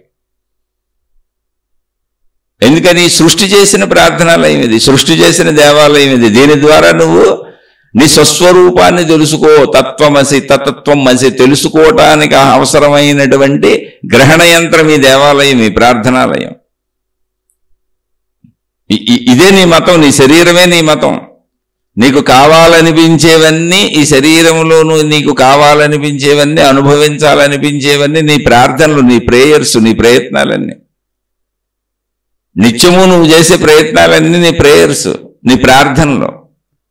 నిన్ను నువ్వు తెలుసుకోవటానికి, నిన్ను నువ్వు పొందటానికి, నిన్ను నువ్వు అర్థం చేసుకోవటానికి, మొత్తం నీ సంపూర్ణతను తెలుసుకోవడానికి నీ శరీరం కోరుకుంటూ నువ్వు ప్రయత్నిస్తున్నవన్నీ కూడా నీ తపస్సులు, నీ ధ్యానాలు, నీ ప్రార్థనలు, నీ ఆచార వ్యవహారాలు, నీ సాంప్రదాయాలు. నీ కన్నాచారం ఎలా ఉంటుంది, నీ చెవి ఆచారం ఎలా ఉంటుంది, నీ ముక్కు ఆచారం ఎలా ఉంటుంది, నీ పంచేంద్రియముల ఆచార వ్యవహారములు ఈ రకముగా ఉంటాయి.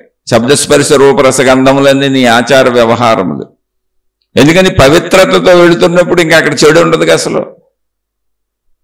అందుకని ఇది సృష్టి చేసిన ప్రార్థనాలయం, ఇది సృష్టి చేసిన దేవాలయం, దాన్ని గౌరవించండి. కొంచెం ముందు మీ శరీరాన్ని గౌరవించుకోండి, తర్వాత మీకు దేవుడు అర్థమవుతాడు. మీ శరీరాన్ని గౌరవించుకోకపోతే అది సృష్టి చేసిన ప్రార్థనాలయం. బయట ప్రార్థనాలయాలు, బయట మతాలు, బయట గురువులు, బయట జ్ఞాన గ్రంథాలు, బయట మాతాజీలు, ఇదంతా కల్పితము. మానవ మతి తయారు చేసినవి మతాలు, మానవ మది తయారు చేసినవి ఆచార వ్యవహారాలు.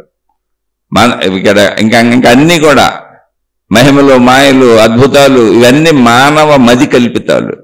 మానవ మతి చేత కల్పితాలు మతాలు. కల్పితాలంటే చెడ్డవని కాదు, దాన్ని పొందటానికి చేసుకున్న ఏర్పాట్లు. కానీ నిజంగా సృష్టి చేసినవి మన శరీరాలు. నిజంగా సృష్టి చేసినటువంటి అద్భుతం మన శరీరం. అదే మనను మనం తెలుసుకోవటానికి, మొత్తం సృష్టి తత్వాన్ని అర్థం చేసుకోవడానికి అవసరమైన దేవాలయం, ప్రార్థనాలయం మన శరీరం. తత్వమసి, తత్వమసి, అది నీవే అయి ఉన్నావు. శరీరపరంగా ఇది. ఎప్పుడు శరీరాన్ని దాడదాం.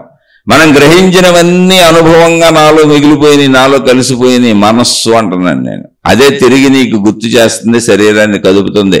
అంటే నీకు అది గుర్తు చెయ్యకపోతే, అంటే నీ మనస్సు, నీకు ఆ విషయాలు గుర్తు రాకపోతే మళ్ళీ నువ్వు అసలు ఏది చేయలేవు, శరీరాన్ని కదపలేవు. మనసు గుర్తు చేయకపోతే సజీవత్వం లేదు నీకు. అంటే నీలో జీవత్వము నిరంతరము, నీవై ఉన్న వాటిని నువ్వు కలుపుకుంటూనే ఉండని నీకు గుర్తు చేస్తానే ఉంది. వాటితో విడిపోబాక, అదంతా నువ్వే, తత్వమేసి, అది నీవే అయి ఉన్నావు అని రోజు గుర్తు చేస్తుంది నీకు. ఇది తిను, ఇది తాగు, దాన్ని నువ్వు కోరికలు అంటావు, దాన్ని నువ్వు ఆశలు అంటావు, అత్యాశలు అంటావు. ఆశలు, అత్యాశలు, దురాశలు, దుర్మార్గాలు మళ్ళీ చెబుతున్నా. చెడ్డవాళ్ళకి, ఎవరికి చెడ్డవాళ్ళకి? దేహము ప్రార్థనాలయం అని వాళ్ళకి తెలియదు. దేహము సృష్టి చేసిన దేవాలయం అని వాళ్ళకి తెలియదు.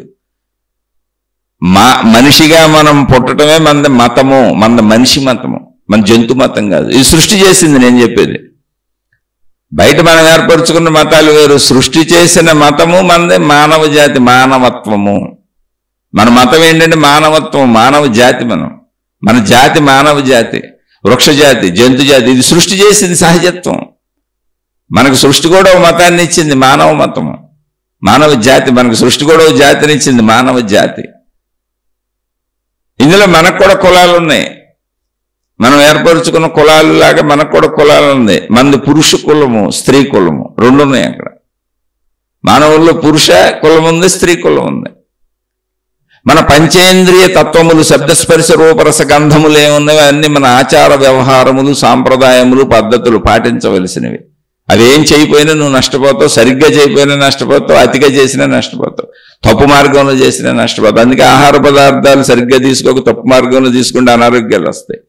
శబ్దస్పర్శ రూపరస గంధములో నీ శరీరము ఇంద్రియముల ద్వారా గ్రహించే అన్ని ధర్మముగా, మంచిగా, అవసరమైనంత మాత్రమే తృప్తిగా, పవిత్రంగా, ధర్మబద్ధంగా అనుభవిస్తే మాత్రమే నువ్వు ఆరోగ్యంగా నిండు నూరేళ్లు ఉంటావు. శతమానం భవతి. ఏ ఆచార వ్యవహారములు, సాంప్రదాయములు. కానీ నువ్వు బయట పెట్టుకొని ఈ శరీరాన్ని బాగు చేస్తున్నావు. నేను ఆ మతాలను వద్దంటలా, కానీ సృష్టి చేసిన మతం ఉంది, తత్వమసి, తత్వమసి, అది నీవే అయి ఉన్నావు. సృష్టి నీకు ఇచ్చిన మతం మానవ మతం, మానవ జాతి. సృష్టి నీకు ఇచ్చిన జాతి మానవ జాతి. సృష్టి నీకు ఇచ్చిన కులం స్త్రీ పురుష కులం. నువ్వు స్త్రీగానో పురుషుగానో కులంలో ఉంటావు. అదే నీకు ఇచ్చిన కులం అది.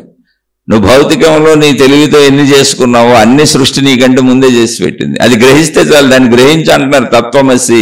అందుకే తత్వమసి, అది నీవే అయి ఉన్నావు. కాబట్టి నువ్వు దీన్ని వాడేటప్పుడు అలాగే వాడు. సృష్టి చేసిన దేవాలయం ఇది, సృష్టి చేసిన ప్రార్థనాలయం ఇది, సృష్టి ఇచ్చిన మతం ఇది, సృష్టి చేసినటువంటి జాతి ఇది, సృష్టి ఇచ్చినటువంటి కులాలు ఇవి. అందులో సంకులం ఏం లేదు, కలయికలు కలిసిపోతాయి. స్త్రీ కులం, పురుష కులం నిరంతరం కలిసిపోతుంటాయి. అక్కడి నుంచి మళ్ళీ మానవ జాతి ముందుకెళ్తూ ఉంటుంది. మానవ జాతి అక్కడి నుంచి ఆవిర్భవించుకు ముందుకు పోతూ ఉంటుంది. ఇక్కడెక్కడ గందరగోళం అసలు లేదు. నువ్వు అర్థం చేసుకోవడంలో గందరగోళం ఉంది. కాబట్టి శరీరపరంగా తత్వమసి అవన్నీ పాటించుకుంటూ వెళ్ళు. అదే కర్మయోగము. శరీరపరంగా నువ్వు చేసేదంతా కర్మయోగం. ఇలా గ్రహించినవన్నీ మనసుగా నాలో మళ్ళీ స్థిరపడినాయి. అది నేనే. శరీరం వేరు, మనసు వేరు కాదు. మనసులో భావనే శరీరాన్ని నడుపుతుంది. అందుకని అవన్నీ నాకు మొత్తంగా సమస్తంగా గుర్తున్నాయి. నా శరీరం అలిసిపోయి నేను నిద్రపోయినా కూడా అవన్నీ స్వప్నలోకంలో నేను అనుభవిస్తూ సంచరిస్తూ ఉంటాను. ఎందుకంటే నేను ఆ స్వప్న శక్తి, నా మానసిక శక్తి అనంత విశ్వశక్తి కనుక మొత్తం సృష్టిని మళ్ళీ నా స్వప్నంలో నేనే సృష్టించుకుంటాను, సృజించుకుంటాను. ఇప్పుడు స్వప్నలోకంలో సృష్టి ఎక్కడదే? మనం కలలుగా అంటున్నాం, సృష్టి ఎక్కడదే? అక్కడ సృష్టి ఉంది, రోడ్లు ఉన్నాయి. మనం ఇప్పుడు ప్రపంచంలో, భౌతిక ప్రపంచంలో కళ్ళు తెరిచి జీవిస్తున్నప్పుడు కనబడుతున్న పంచభూతాత్మకమైన సృష్టి ఏది ఉందో, మనుషులు ఎవరున్నారో, జంతువులు ఏమున్నాయో, రోజువారీ మనం చేసే పనులు ఏమున్నాయో అన్నీ ఉన్నాయి అక్కడ నా స్వప్నలోకంలో. మరి నా స్వప్నలోకంలో సృష్టికి ఆధారం ఎవరు? నేనే, నా ప్రాణశక్తే, నా మనోశక్తే. ఆ స్వప్నలోకంలో నేను కూడా ఉన్నాను శరీరంతో. ఎందుకని? నా ప్రాణశక్తిలో నేను కూడా ఆవిర్భవించి ఉన్నాను. నా స్వప్నలోకంలో నా శరీరం కూడా ఉంది. అంటే నా సృష్టి అది. నా సృష్టికి ఆధారం ఏంటి? మొత్తం సృష్టే. నేను స్వప్నలోకంలో మళ్ళీ సృష్టించాను అక్కడ. అందుకని శరీరాన్ని దాటి మానసిక లోకంలోకి వెళ్ళి ఇంకొంచెం విశ్లేషించుకోగలిగితే నీ శక్తి పరిమితి పెరిగింది. శరీరపరంగా పరిమితంగా ఉన్నావు, సృష్టిగా ఉన్నావు, సృష్టిలో నువ్వు కలిసే ఉన్నావు. ఇప్పుడు సృష్టిని మర్చిపోయి, అంటే శరీరపరమైన సృష్టిని మర్చిపోయి నువ్వు కాసేపు శరీరం నిద్రపోయి నువ్వు ఒరిజినల్గా నువ్వు మానసిక లోకంలోకి వెళ్ళిపోయి ఇప్పుడు నువ్వు సృష్టినే సృష్టించగలిగిన శక్తివి. అది నిజమే, నీ మానసిక లోకంలో అదంతా నిజమే. ఇప్పుడు నువ్వు సృష్టిని అక్కడ సృష్టించేసావు, అంత శక్తి ఉంది నీకు, దాన్ని అనుభవిస్తున్నావు మళ్ళీ అక్కడ. ఇప్పుడు మానసిక లోకంలో ఒక సృష్టిని సృష్టించేసావు, అక్కడ పంచభూతాలు నీ శక్తి వల్లనే. అక్కడ ఉన్నటువంటి మానవులు, జంతువులు, భూమి మీద కనబడుతున్న ఏమున్నాయో, నువ్వు చూసిన ఏమున్నాయో, నీ మానసిక లోకంలో అవన్నీ ఉన్నాయి. అవన్నీ సృష్టించింది నీ మానసిక శక్తే. అవన్నీ నీవే గనుక సృష్టించగలిగావు. అవి నీకు అభిన్నము కాదు గనుక సృష్టించగలిగావు. వాటితో నీకు అభిన్నత లేదు గనుక, అది మొత్తం నువ్వే గనుక అక్కడ నీ శరీరాన్ని కూడా సృష్టించుకున్నావు. మళ్ళీ అక్కడ నువ్వు అనుభవిస్తున్నావు అన్నీ. నేననే అనుభవమే ఉంటుంది. చూడండి, ఎక్కడైనా మీకు మానసిక లోకంలో సృష్టి జరిగి అందులో మీరు తిరుగుతూ అనుభవిస్తున్నప్పుడు నేను అనుభవిస్తున్నానని అనుభవిస్తావు. అక్కడ మళ్ళీ అన్నింటికి లోనవుతావు, సుఖ దుఃఖాలకు లోనవుతావు, అన్నింటికి లోనవుతావు, భయాలకు లోనవుతావు, బాధలకు లోనవుతావు, దుఃఖాలకు లోనవుతావు. అన్ని శరీరపరంగా ఏం కోరుకుంటున్నావు, ఏం చేస్తున్నావు, అవన్నీ అక్కడ సృష్టించుకున్నావు నువ్వే. అది కల్పన కాదు. కళని మనం ఎందుకు వదిలేసామంటే శరీర భావంలో ఉంటాం కాబట్టి. కానీ మనోలోకంలో శక్తిపరంగా అది మొత్తం నిజమే. శక్తి లోకంలోనే దర్శనం అవుతుంది, శక్తి లోకంలోనే నువ్వు ఆ సృష్టి చేయగలవు. శరీరం మళ్ళీ సృష్టిలో కలిసిపోయింది, ఆల్రెడీ సృష్టిలో ఉంది కనుక అది ఇంకో సృష్టి చేయలేదు. శరీరం ఆల్రెడీ సృష్టిలోనే ఉంది, సృష్టి చేయబడి ఉంది. అంటే మన స్వప్నలోకంలో ఎలా మనం సృష్టి చేశామో, స్వప్నలోకంలో మనం కళలని ఎలా సృష్టి చేసి ఆ కళల్లో మనం కూడా ఉండి మొత్తం అనుభవిస్తున్నామో అది శక్తి లోకము, మానసిక లోకము, మనోలోకము. అది నా మానసిక శక్తితో తయారైన నిజలోకమే. అక్కడికి అది నిజలోకమే. అందుకే నేను అనుభవించాను అని సుఖ దుఃఖాలకు లోనైపోతాం, విపరీతమైనటువంటి ఉద్వేగాలన్నింటికీ లోనైపోతాం. ఎందుకంటే అది నిజం కాబట్టి అక్కడ. అయితే అది మానసిక లోక నిజం, అది శక్తి లోక నిజం. శరీర లోకంలో నువ్వు అవి చేయలేవు. ఎందుకు చేయలేవు అంటే ఆల్రెడీ సృష్టి జరిగిపోయింది. మానసిక శక్తితో అక్కడ ఎలా జరిగిందో ఇక్కడ మొత్తం సృష్టి జరిగిపోయింది. నువ్వు అలా సృష్టిలో శరీరం ధరించి ఉన్నావు. సృష్టి నువ్వు. ఇక్కడ సృష్టిలో శరీరపరంగా సృష్టి నువ్వు, మానసిక లోకంలో శక్తిపరంగా నువ్వు సృష్టినే చేయగలిగినటువంటి శక్తివంతుడివి, శక్తివంతురాలివి. అక్కడ నువ్వు శక్తి స్వరూపం, నువ్వే సృష్టించగలవు. అది మానసిక లోకంలో. కాబట్టి తత్వమసి, అక్కడ అసలు సృష్టి చేసిందే నువ్వు. ఇక్కడేమో సృష్టిగా ఉంది నువ్వు, సృష్టి నువ్వు. కాబట్టి ఇక్కడ తత్వమసి, తత్వమసి, అది నీవే అయి ఉన్నావు. అంటే సృష్టి నీవే అయి ఉన్నావు. మానసిక లోకంలో సృష్టి ఏంటి అంటే మొత్తం సృష్టి చేసింది నువ్వే. అక్కడ అది కల కాదు, కల్పన కాదు, భ్రమ కాదు. మానసిక లోకంలో అది నిజమే. మానసిక లోకం ఏంటి? శక్తి, అంతే. దానికి రూపం లేదు. అది శబ్దస్పర్శ రూపరసగంధములకు శక్తి అందేది కాదు. కానీ శబ్దస్పర్శ రూపరసగంధములకు ఆలవాలమైన అన్నింటినీ అది తనలో సృష్టించగలదు. ఎందుకంటే తన లక్షణములు పంచభూతాత్మకము గనుక. కానీ దాని ఒరిజినల్ స్వరూపము ఆకాశ స్వరూపము గనుక. శక్తిని శక్తిగా నువ్వు పట్టుకోలేవు, దాన్ని గుణములుగా పట్టుకోగలవు. పంచభూతములలో గుణములుగా పట్టుకోగలవు. మానసిక లోకంలో మొత్తం సృష్టి నువ్వే చేస్తున్నావు. ఇప్పుడు సృష్టి కర్తవయ్యావు నువ్వు అక్కడ. శరీర లోకంలో తత్వమసి, సృష్టివి నీవే అయి ఉన్నావు. మానసిక లోకంలో సృష్టి కర్తవు నీవే అయి ఉన్నావు. నీ మానసిక లోకపు సృష్టి అంతా నువ్వు సృష్టించిందే. నువ్వు శక్తి తత్వంలో ఉన్నావు. ఇప్పుడు అక్కడ నువ్వు సృష్టి కర్తవై ఉన్నావు. అంటే ఆ మనోశక్తివి నీవే అయి ఉన్నావు. ఆ సృష్టి కర్తవు నీవే అయి ఉన్నావు. తత్వమసి అక్కడ. నీ మానసిక లోకంలో జరుగుతున్న మొత్తం ఏది ఉందో అదంతా నువ్వే అయి ఉన్నావు. నువ్వు చేసింది అదంతా నీ వల్లనే జరిగింది. తత్వమసి. ఓకే, ఇక్కడ వరకు బాగానే ఉంది. ఇప్పుడు నేను శరీరముతో నేను సృష్టిగా ఉన్నాను. నేను సృష్టినే. తత్వమసి. ఓకే, నేను సృష్టినే, ఈ శరీరమును నేనే, ఈ సృష్టి మొత్తాన్ని, శరీరం మొత్తాన్ని గమనించి గ్రహిస్తున్నది నేనే అని గ్రహిస్తున్నది ఎవరు అని చెబుతుంది ఎవరు? ఈ శరీరం నేనని చెబుతుంది ఎవరు? నేను ఇది అనుభవించానని చెబుతుంది ఎవరు? అది చెట్టు పుట్ట చామ గుట్ట అని సృష్టిని చెబుతుంది ఎవరు? నేను ఆ సృష్టిలోని భాగమునే అని చెబుతుంది ఎవరు? ఆ సృష్టి నేను ఒకటే అని చెబుతుంది ఎవరు? అసలు ఈ తత్వమసి అని చెబుతుంది ఎవరు? ఇది చెబుతున్నది ఎవరు? అలాగే మనోలోకములు, ఆ మనోలోకం మొత్తం నేనే. నాలో ఉన్న భావములన్నీ ఇవన్నీ గుర్తిస్తున్నది ఎవరు? నాలో సుఖమును, నాలో దుఃఖమును, నాలో బాధని, నాలో సంతోషమును, అసలు ప్రతి చిన్న చర్యను, నేను నడుస్తున్నాను, నేను కూర్చున్నాను, నేను పడుకున్నాను, నేను తిన్నాను, నేను తాగుతున్నాను, నేను తిరుగుతున్నాను, ఇలా ప్రపంచములు, సృష్టిలోని ప్రతి విషయమును, నేను చేస్తున్న ప్రతి విషయమును, సృష్టిలో జరుగుతున్న ప్రతి విషయమును గమనించి చెబుతున్నది ఎవరు? నాకు ఆకలిగా ఉంది, నాకు నొప్పిగా ఉంది, నాకు కోరికగా ఉంది, నాకు ఇష్టంగా ఉంది, నాకు అయిష్టంగా ఉంది అని చెబుతున్నది ఎవరు? నేను ఇది అనుభవించాను, ఈ అనుభవం ఎలా ఉంది అని చెబుతున్నది ఎవరు? నేను తిన్నాను, ఈ రుచి ఎలా ఉంది, నేను చూశాను, ఈ దృశ్యం ఎలా ఉంది, నేను అనుభవించిన అనుభవాలు ఎలా ఉన్నాయి అని అనుభవాలను కూడా గమనిస్తున్నది ఎవరు? చెబుతున్నది ఎవరు? అంటే అన్నింటికి వెనకాల మూలంలో అన్నింటినీ గమనిస్తూ ఉన్నది ఒకటి ఉంది. అదే శక్తి, కాన్షియస్నెస్, ఆత్మశక్తి. మరి దాన్ని ఎవరు చెబుతారు? దాన్ని ఎవరు చెప్పలేరు. అదే అన్ని చెబుతుంది. అన్నీ అందులోనే ఉన్నాయి కనుక. అది ఎందుకు చెబుతుంది అన్నీ అంటే మళ్ళీ అన్నీ అందులోనే ఉన్నాయి కనుక. తత్వమసి, తత్వమసి అన్నీ అందులోనే ఉన్నాయి. అందుకని దానికి అన్నీ తెలుసు కాబట్టి అది అన్నీ చెబుతుంది. అన్ని దానిలోనే జరుగుతున్నాయి. అన్ని దానిలోనే జరుగుతున్నాయి. ఈ అనుభవాలన్నీ ఎక్కడ జరుగుతున్నాయి? దానిలోనే జరుగుతున్నాయి, దానితోనే జరుగుతున్నాయి, దాని వల్లనే జరుగుతున్నాయి, దానిలోనే జరుగుతున్నాయి. ఈ శరీరము నేను అన్నప్పుడు ఈ శరీరము నేనని గ్రహించింది ఎవరు? ఈ శరీరానికి నొప్పిగా ఉందని గ్రహించింది ఎవరు? ఈ శరీరానికి ఆకలిగా ఉందని గ్రహించింది ఎవరు?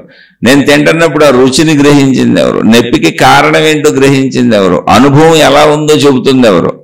అసలు సమస్త భావములకు, భాషకు, భావోద్వేగములకు మొత్తం సృష్టి ఇదంతా ఉన్నదంతా గమనించి ఉన్నదంటుంది ఎవరు? అంటే సర్వము వ్యాపించి ఉండి అన్నింటికీ మూలమై ఉన్నది ఒకటి ఉంది. అది ఎలా ఉంటుంది? అది ఎలా ఉంటుందో తెలియదు, కానీ దానికి అన్నీ తెలుసు. అది ఎలా ఉంటుందో తెలీదు, దానికి అన్నీ తెలుసు. ఎందుకంటే దానిలోనే అన్నీ ఉన్నాయి కనుక. అదే సర్వము వ్యాపించి ఉందని కనుక. ఇప్పుడు నేను శరీరము అని నాకు భావన తెలుస్తున్నప్పుడు తెలియబడుతున్నదంతా వ్యాపించబడి ఉంది కనుక తెలియబడుతుంది.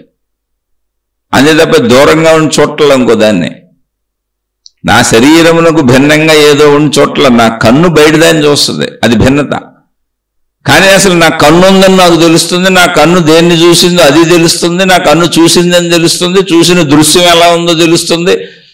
అలాగే నేను పొందిన అనుభవం, అంటే నాకు కావలసిన అనుభవం ఏదో నా లోపల శరీరంలో పుట్టిన కోరిక తెలుస్తుంది, కోరిక కోసం నేను చేసే ప్రయత్నము తెలుస్తుంది, ప్రయత్నం ద్వారా నేను పొందిన విషయము, వస్తువు లేదా మనిషి తెలుస్తుంది, ఆ వాళ్ళ ద్వారా నేను పొందిన సుఖము, భోగము, ఆనందానుభవము తెలుస్తుంది. ఎన్నింటిని తెలుసుకుంటుంది ఏంటి, ఎన్నింటిలో సాగుతున్నది ఏంటి, ఎన్నింటిలో ఉన్నదేంటి అంటే అన్నింటికి ఆధారముగా ఉన్నది ఒకటి. అందుకని ఒకదానికి అన్నీ తెలుసు, అన్నీ అందులోనే ఉన్నాయి కనుక దానికి సర్వము తెలుసు. అందుకే అది అన్ని చెప్తా ఉంటుంది మనకి. అయితే అది ఎలా ఉంది అంటే అది ఎలా ఉందో అసలు తెలియదు, అది ఎలా ఉందో తెలియదు. ఎందుకని? దానిని చూడటం కుదరదు, కానీ అది ఉందన్న అనుభవం తెలుస్తుంది. ఎందుకని? నేను తెలుసుకుంటున్నాగా, నాకు తెలుస్తున్నదని తెలుస్తుందిగా, నాకు తెలుస్తున్నదని తెలుస్తుంది, నాకు అర్థమవుతున్నదని తెలుస్తుంది, నేను గ్రహించానని తెలుస్తుంది, ప్రతిదీ నాకు తెలుస్తుంది. నేను తెలుస్తుంది అన్న ప్రదేశంలో ఆగిపోకుండా తెలుస్తున్నది అన్నది కూడా నాకు తెలుస్తుంది. నేను మనిషినని నాకు తెలుస్తుంది, నేను పురుషుడినని నాకు తెలుస్తుంది, నాకు ఈ శరీరం ఉందని నాకు తెలుస్తుంది, నాకు ఈ కోరికలు ఉన్నాయని నాకు తెలుస్తుంది, నేను వీటన్నింటినీ అనుభవిస్తానని నాకు తెలుస్తుంది, ఈ అనుభవం ఎలా ఉందని కూడా తెలుస్తుంది. ఇవన్నీ నాలో గుర్తుగా మనసుగా ఉన్నాయని తెలుస్తుంది, ఈ శరీరం నాకు ఉన్నదని తెలుస్తుంది, మనసే శరీరాన్ని కదుపుతుందని తెలుస్తుంది, నాలో బుద్ధి ఉందని తెలుస్తుంది, నాలో అహంకారం ఉందని తెలుస్తుంది, నాలో ఉన్న సర్వస్వము నాకు తెలుస్తున్నాయి. నాలో ఉన్న సర్వస్వము నాకెట తెలిస్తే, అంటే నాలో తెలుసుకునేది ఇంకోటి ఉంది.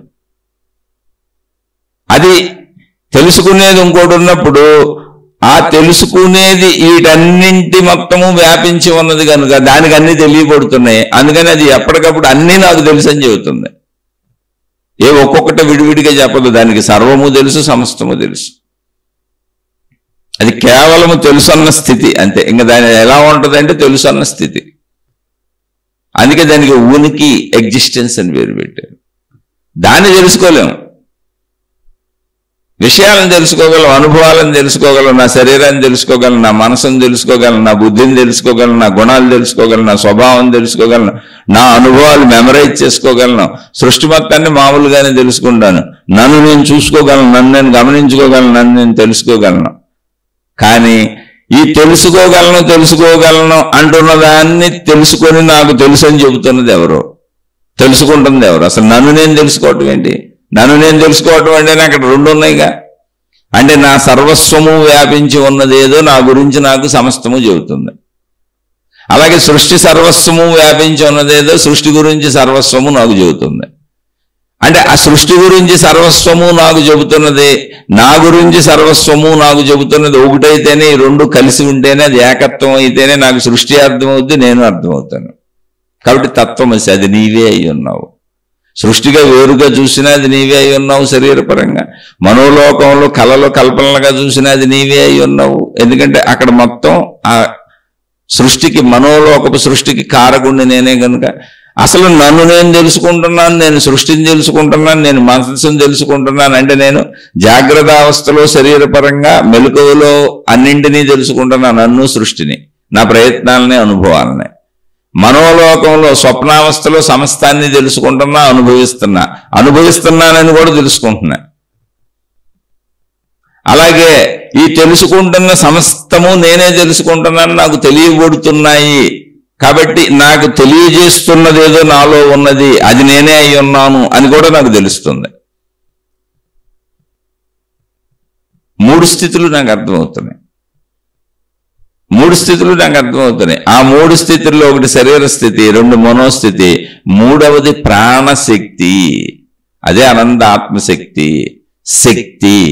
అది కూడా పెట్టబడిన పేర్లు, ఉనికి, ఎరుక. అది సమస్తము వ్యాపించి ఉంది కనుక నా సమస్తము వ్యాపించి ఉన్నది అదే. నా జాగ్రత్త అవస్థలో, నా స్వప్నావస్థలో, నా సుషుప్తి అవస్థలో, గాఢ నిద్రలో కూడా నేను లేచి గాఢ నిద్రపోయాను, బాగా నిద్రపోయానని చెబుతాను. నా సుషుప్తి అవస్థలో, అన్ని అవస్థలలో నా శరీరమునకు జరిగేటువంటి ఎన్ని అవస్థలు ఉన్నాయో, ఎన్ని ప్రయత్నాలు ఉన్నాయో, ఎన్ని జరుగుతాయో, నేనన్న భావనలు ఎన్ని జరుగుతాయో అన్నింటినీ అది నాకు చెబుతుంది. అన్ని అవస్థలలో, అన్ని స్థితులలో అది వ్యాపించింది. అది లేనిది లేదు కనుకనే నాకు అన్ని తెలుస్తున్నాయి. కాబట్టి అది నేను. మళ్ళీ దాని దగ్గరికి వెళ్ళినప్పుడు తత్వమసి, అదే నీవు. శరీరపరంగా, సృష్టిపరంగా సృష్టి నీవు, తత్వమసి. మనోపరంగా, మనోలోకపరంగా, స్వప్నలోకపరంగా, కళల పరంగా అది నిజమే, అదే నువ్వు, తత్వమసి. అక్కడ సృష్టి చేసింది నువ్వే, సృష్టిలో ఉన్నది నువ్వే, సృష్టి అంతా అనుభవిస్తున్నది నువ్వే. మళ్ళీ ఆ స్వప్నం నీలోనే లయమైపోయింది. మెలకు వచ్చేటప్పటిగా నీలోనే పుట్టిన స్వప్నం నీలోనే లయమైపోయింది. అలాగే బయట సృష్టి కూడా అంతే. స్వయం నీ స్వప్న సృష్టి లేక బయట సృష్టి అంతే. అది దానిలోనే, ఆనంద ఆత్మశక్తిలోనే ఉద్భవించి ఆనందాత్మశక్తిలోనే లయించిపోతుంది. అప్పుడు నేను సృష్టిపరంగా సృష్టిని, శరీరపరం అన్నమాట. అది ఈ సృష్టి శరీరపరమైన జాగ్రత్త అవస్థని, స్వప్నావస్థని, గాఢ నిద్రాపరమైన సుషుప్తి అవస్థని గమనించి మూడు అవస్థలను నాకు తెలియజెబుతున్నది ప్రాణశక్తి స్థితి. అది ఎరుక, అది ఉనికి, అది కూడా నేనే. శక్తి పరంగా ఇప్పుడు ప్రాణశక్తి పరంగా తత్వమసి, అది నీవే. కాబట్టి నా మొత్తము వ్యాపించి ఉండటం వల్ల నాకు తెలుస్తుంది, అంటే నేను చేసేవన్నీ నాకు తెలుస్తుంది. నా జాగ్రత్త అవస్థలో చేసేది తెలుస్తుంది, నా స్వప్నావస్థలో తెలుస్తుంది, నా సుషుప్తి అవస్థ కూడా తెలుస్తుంది. నాకు హాయిగా నిద్రపోయాను, సుఖంగా నిద్రపోయాను, అది కూడా తెలుస్తుంది నాకు. ఎందుకని అన్ని అవస్థలలో ఉన్న ప్రాణశక్తి ఒకటే కనుక. అలాగే శరీరముతో మొత్తం సృష్టి నాకు తెలియబడుతుంది, నేను తెలుసుకుంటున్నానంటే అది సృష్టి మొత్తము వ్యాపించి ఉండి తెలుస్తున్న స్థితి. అది నేను నాకు తెలుస్తున్నాను, నాకు తెలియబడుతుంది అంటే అదే వ్యాపించింది, అందుకే తెలియబడుతుంది, నాలో కలియబడుతుంది, నాకు అర్థమవుతుంది. నాకు భిన్నమైంది నాకు అర్థమవుతుంది, నాకు తెలియబడదు, నాలో కలియబడదు. అది దృశ్యరూపం కావచ్చు, శబ్దరూపం కావచ్చు, ఏ రూపంలో అయినా నాకు తెలియబడి, నాలో కలియబడి, నాలో నిలియబడి, నేనుగా నిలచబడిందంతా తత్వమసి, తత్వమసి. అది సమస్తము వ్యాపించి ఉన్నది కనుక, అది నేనే కనుక నాకు తెలియబడుతున్నది, అది నేనుగా మారిపోతున్నది. శరీరపరమైన నేనుగా మారిపోతున్నది అదే, మనోపరమైన నేనుగా మారిపోతుంది అదే, అంటే మనస్సుపరమైన నేనుగా మారిపోతున్నది అదే. ప్రాణశక్తిగా అసలు ఉన్నదే అది, సర్వము ఉన్నది అది. దీన్ని మీరు జాగ్రత్తగా అర్థం చేసుకుంటే ఆ తత్వం అసి మీకు చక్కగా అర్థమైపోద్ది. అందుకని అంటే ఇది ఎందుకు ఇలా చెప్పాను అంటే, శరీరం నుంచి మనసు నుంచి ఎందుకు చెప్పాను తత్వమసి అంటే, మీకు ఎక్కడైనా ఎవరైనా మొత్తం ఓన్లీ ప్రాణశక్తి ఆత్మశక్తి గురించే చెప్తారు, గ్రంథాలన్నీ అదే ఉంటాయి. కానీ వాస్తవిక నిజం ఇది, సృష్టి తయారు చేసిన శరీరం మంది, మనం తెచ్చుకున్నది కాదు. సృష్టి ఆల్రెడీ తయారైపోయి ఉంది ఇక్కడ. మన శరీరమే కాదు, మొత్తం సృష్టి అంతా ఉన్నట్టుగా ఉంది. దాన్ని మొత్తం సృష్టిని పవిత్రంగానే చూడాలి, అపవిత్రత లేదు. ఎందుకని అది శక్తి కార్యం, అది శక్తిలో ఉద్భవించింది. అంటే మన స్వప్నలోకంలో మనకు స్వప్నం ఎలా వచ్చిందో, ఆ స్వప్నం అని మనం ఎందుకు అంటున్నామంటే మనం వాస్తవంగా శరీరం అనుకుంటున్నాం కాబట్టి. కానీ నిజంగా స్వప్నలోకం స్వప్నం కాదు, కల కాదు, భ్రమ కాదు, మనోలోకపు సత్యం. అది శక్తిలోకపు సత్యం, మనోలోకపు సత్యం అలాగే ఉంటుంది. అయితే అది నా మనోలోకం, నా సొంత శక్తి, నా మనోలోకపు సృష్టి. అది ఎవరి మనోలోకపు సృష్టి వాళ్ళకు ఉంటుంది, అది ఎవరి సత్యం వాళ్ళదే. కానీ ఒరిజినల్గా ఉన్న ప్రాణశక్తి ఆత్మశక్తి లోకపు సత్యం ఏంటంటే సృష్టి. ఆ సృష్టిలో నేను శరీరం కాబట్టి సృష్టిగా నేను తత్వమసి, మనోలోకపరంగా నేను తత్వమసి, శక్తిగా ఉన్నదంతా ఒకటే శక్తి, అదే సృష్టిగా తనను తాను వ్యక్తీకరించుకుంటూ తనలో తాను లయమైపోతుంది. అంటే మనలో ఒక కళ పుట్టి మనలోనే ఆ కళ కరిగిపోయినట్టు. కానీ కళలో మనం అన్నీ అనుభవించాం, మళ్ళీ కళ్ళ మనం కూడా ఉన్నాం. సుఖదుఖాలు, భయాలు, బాధలు సమస్తము అనుభవించాం, అందులో మనం కూడా ఉన్నాం. మన కళ్ళలో మనం కూడా ఉన్నాం. అంటే నన్ను నేనే సృష్టించుకున్నాను నా కళ్ళలో, సృష్టితో పాటు సృష్టిలో నన్ను నేను కూడా సృజించుకున్నాను. అంటే ఇప్పుడు నా కళలో సృష్టికి కారణభూతం ఎవరు? నేనే, నా శక్తే. నన్ను నేను సృష్టించుకుంటూ మొత్తం సృష్టిని నేనే సృష్టించాను నా కళ్ళలో. సేమ్ అలాగే అనంత ఆత్మశక్తి ఈ సృష్టిని తనలో తానే సృష్టించింది, సృష్టిలో తాను కూడా సృజింపబడింది మనలాగా. సేమ్ అంతే, ఏం భిన్నత లేదు. మీరు దీన్ని అర్థం చేసుకోగలిగితే మీకు గజిబిజి గందరగోళం అంతా ఎగిరిపోద్ది. కానీ ఇది అర్థం అవడానికి కొంచెం టైం పట్టుద్ది. ఎందుకంటే ఇప్పుడు దాకా శరీర భావంలో పరుగులు పెట్టే మనసు కదా మంది. అలాంటి శరీరాన్ని అసలు అశ్రద్ధ చేయకూడదు. ఎందుకు చేయకూడదంటే ఇది మనం చేసింది కాదు, శక్తి చేసిన సృష్టిది. ఇది నిజమైన సృష్టి, శక్తి చేసిన సృష్టి. అలానే మనో సృష్టి అబద్ధం అంటే కానే కాదు. మన అబద్ధం ఏంటంటే మనం చేసిన మతం. అంటే దేంతో పోల్చుకున్నప్పుడు అబద్ధం? అది సృష్టితో పోల్చుకున్నప్పుడు. ఒరిజినల్ సృష్టి ఇక్కడ ఉంది, అది ఒరిజినల్ శక్తే చేసింది. ఆ సృష్టిలో నేను కూడా ఉన్నా కాబట్టి సృష్టిపరంగా నేను తత్వమసి, నేను సృష్టినే. తత్వమసి, నువ్వు సృష్టివే అయి ఉన్నావు. మనోలోకంలో సృష్టి అంతా నేను చేశాను కాబట్టి అక్కడ శక్తిపరంగా మనోలోకపు సృష్టి ఏదంతా జరిగిందో తత్వమసి, ఆ మనోలోకపు సృష్టి అంతా నీవే అయి ఉన్నావు. ఈ రెండు సృష్టిలకి ఆధారంగా అటు బయట సృష్టికి ఇటు నా సృష్టికి సర్వము వ్యాపించి ఉన్న ప్రాణశక్తి మొత్తము వ్యాపించి ఉండకపోతే అసలు నాకు తెలీదు. నేను కంటి ద్వారా చూసిన విషయాలు నాలో కలిసిపోతున్నాయి, నేను చెవి ద్వారా చూసిన విషయాలు నాలో కలిసిపోతున్నాయి. పంచభూతాత్మకంగా ప్రపంచం నుంచి నేను గ్రహించిన విషయాలు, పంచేంద్రియాలతో గ్రహించిన విషయాలు నాలో లీనమై నాలో కలిసిపోతున్నాయి. ఎందుకనంటే అవన్నీ నేనే కనుక, వాటికి నాకు భిన్నత లేదు కనుక. అదే మనస్సు అంటే సృష్టి అంతా నా మనసులో ఇప్పుడు సూక్ష్మ రూపంలో విడిపోతుంది, నేను గ్రహించింది గమనించింది అంత. అక్కడ భిన్నత లేదు. అందుకే నేను దాన్ని గ్రహించగలుగుతున్నాను. కాబట్టి శక్తి పరంగా దానికి ఊరిన పేరు పెట్టారు శక్తి అని. ఏదో మనం శరీరం అనుకుంటున్నాం కంటే ప్రాణశక్తి అన్నాం.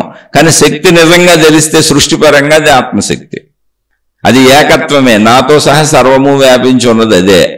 మన కళ ఎలా మనలో పుట్టి మనలోనే లయించిపోయిందో, సృష్టి శక్తిలో, ప్రాణశక్తిలో, ఆత్మశక్తిలో దాని భావన మన కళ కాదు, మన భావన, మన మనోలోకపు భావనని కళ అంటున్నాం. ఆ భావన సృష్టి చేసేసింది. ఆ సృష్టిలో మనం కూడా ఉన్నాం. సృష్టికి ఆధారమైనటువంటి ఆ భావనాత్మక సృష్టికి ఆధారమైనటువంటి మొత్తం సృష్టికి మనశక్తే కారణం, మనోశక్తి కారణం. అలాగే అనంత ఆత్మశక్తి, అనంత ప్రాణశక్తి ఏదున్నదో, విశ్వశక్తి ఏదున్నదో, సృష్టి శక్తి ఏదున్నదో, ప్రకృతి శక్తి ఏదున్నదో అది తానలో తాను భావించుకొని తానే సృష్టిగా మారింది. మన సృష్టిలో మనం ఉన్నట్టు మన శక్తి మొత్తం సృష్టిగా ఆవిర్భవించినట్టు మన కళ్ళలో. కాబట్టి ఈ సృష్టి నిజం. ఈ సృష్టి అంతా పవిత్రమైంది. ఇక్కడ చెట్టు పుట్ట చేమ గుట్ట మొత్తం శక్తిమయం, పవిత్రత. అపవిత్రతగా చూడటానికి లేదు అసలు ఇక్కడ ఏది. నీ శరీరమే ఆ పవిత్రతని, ఆ శక్తిని తెలుసుకునేటువంటి ప్రార్థనాలయం, దేవాలయం. అందులో నీ మతం మానవ మతం, మానవ జాతి. ఎందుకంటే ఇక్కడ వృక్ష జాతులు ఉన్నాయి, జంతు జాతులు ఉన్నాయి, రకరకాలు ఉన్నాయి సృష్టిలో. అందులో నీది మానవ జాతి, మానవ మతం నీది, మానవత్వ మతం నీది. మానవ జాతికి మానవత్వం మతం.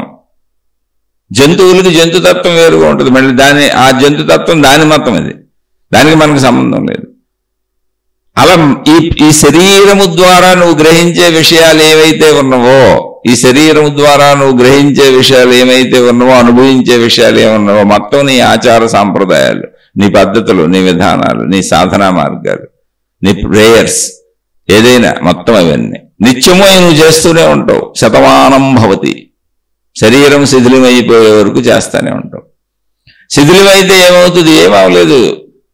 కళ ఏమైంది? మనలోనే పుట్టింది, మనలోనే కలిసిపోయింది.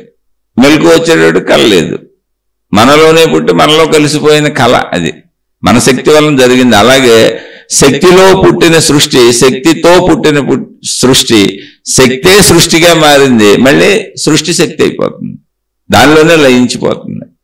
ఈ తత్వాన్ని అర్థం చేసుకోవాలి. అందుకనే తత్వమును అర్థం చేసుకోవాలి కనుక తత్వమసి. ఆ తత్వమే నీవై ఉన్నావు. అసలు నువ్వు అర్థం చేసుకోవాల్సిన తత్వం ఏదుందో, నువ్వు గ్రహించవలసిన తత్వం ఏదుందో అది నీవై ఉన్నావు. తత్వమసి, అది నీవే. తత్వమసి. ఇది గ్రహిస్తే మొత్తం చక్కగా అందరికీ అన్ని అర్థమైపోతుంది.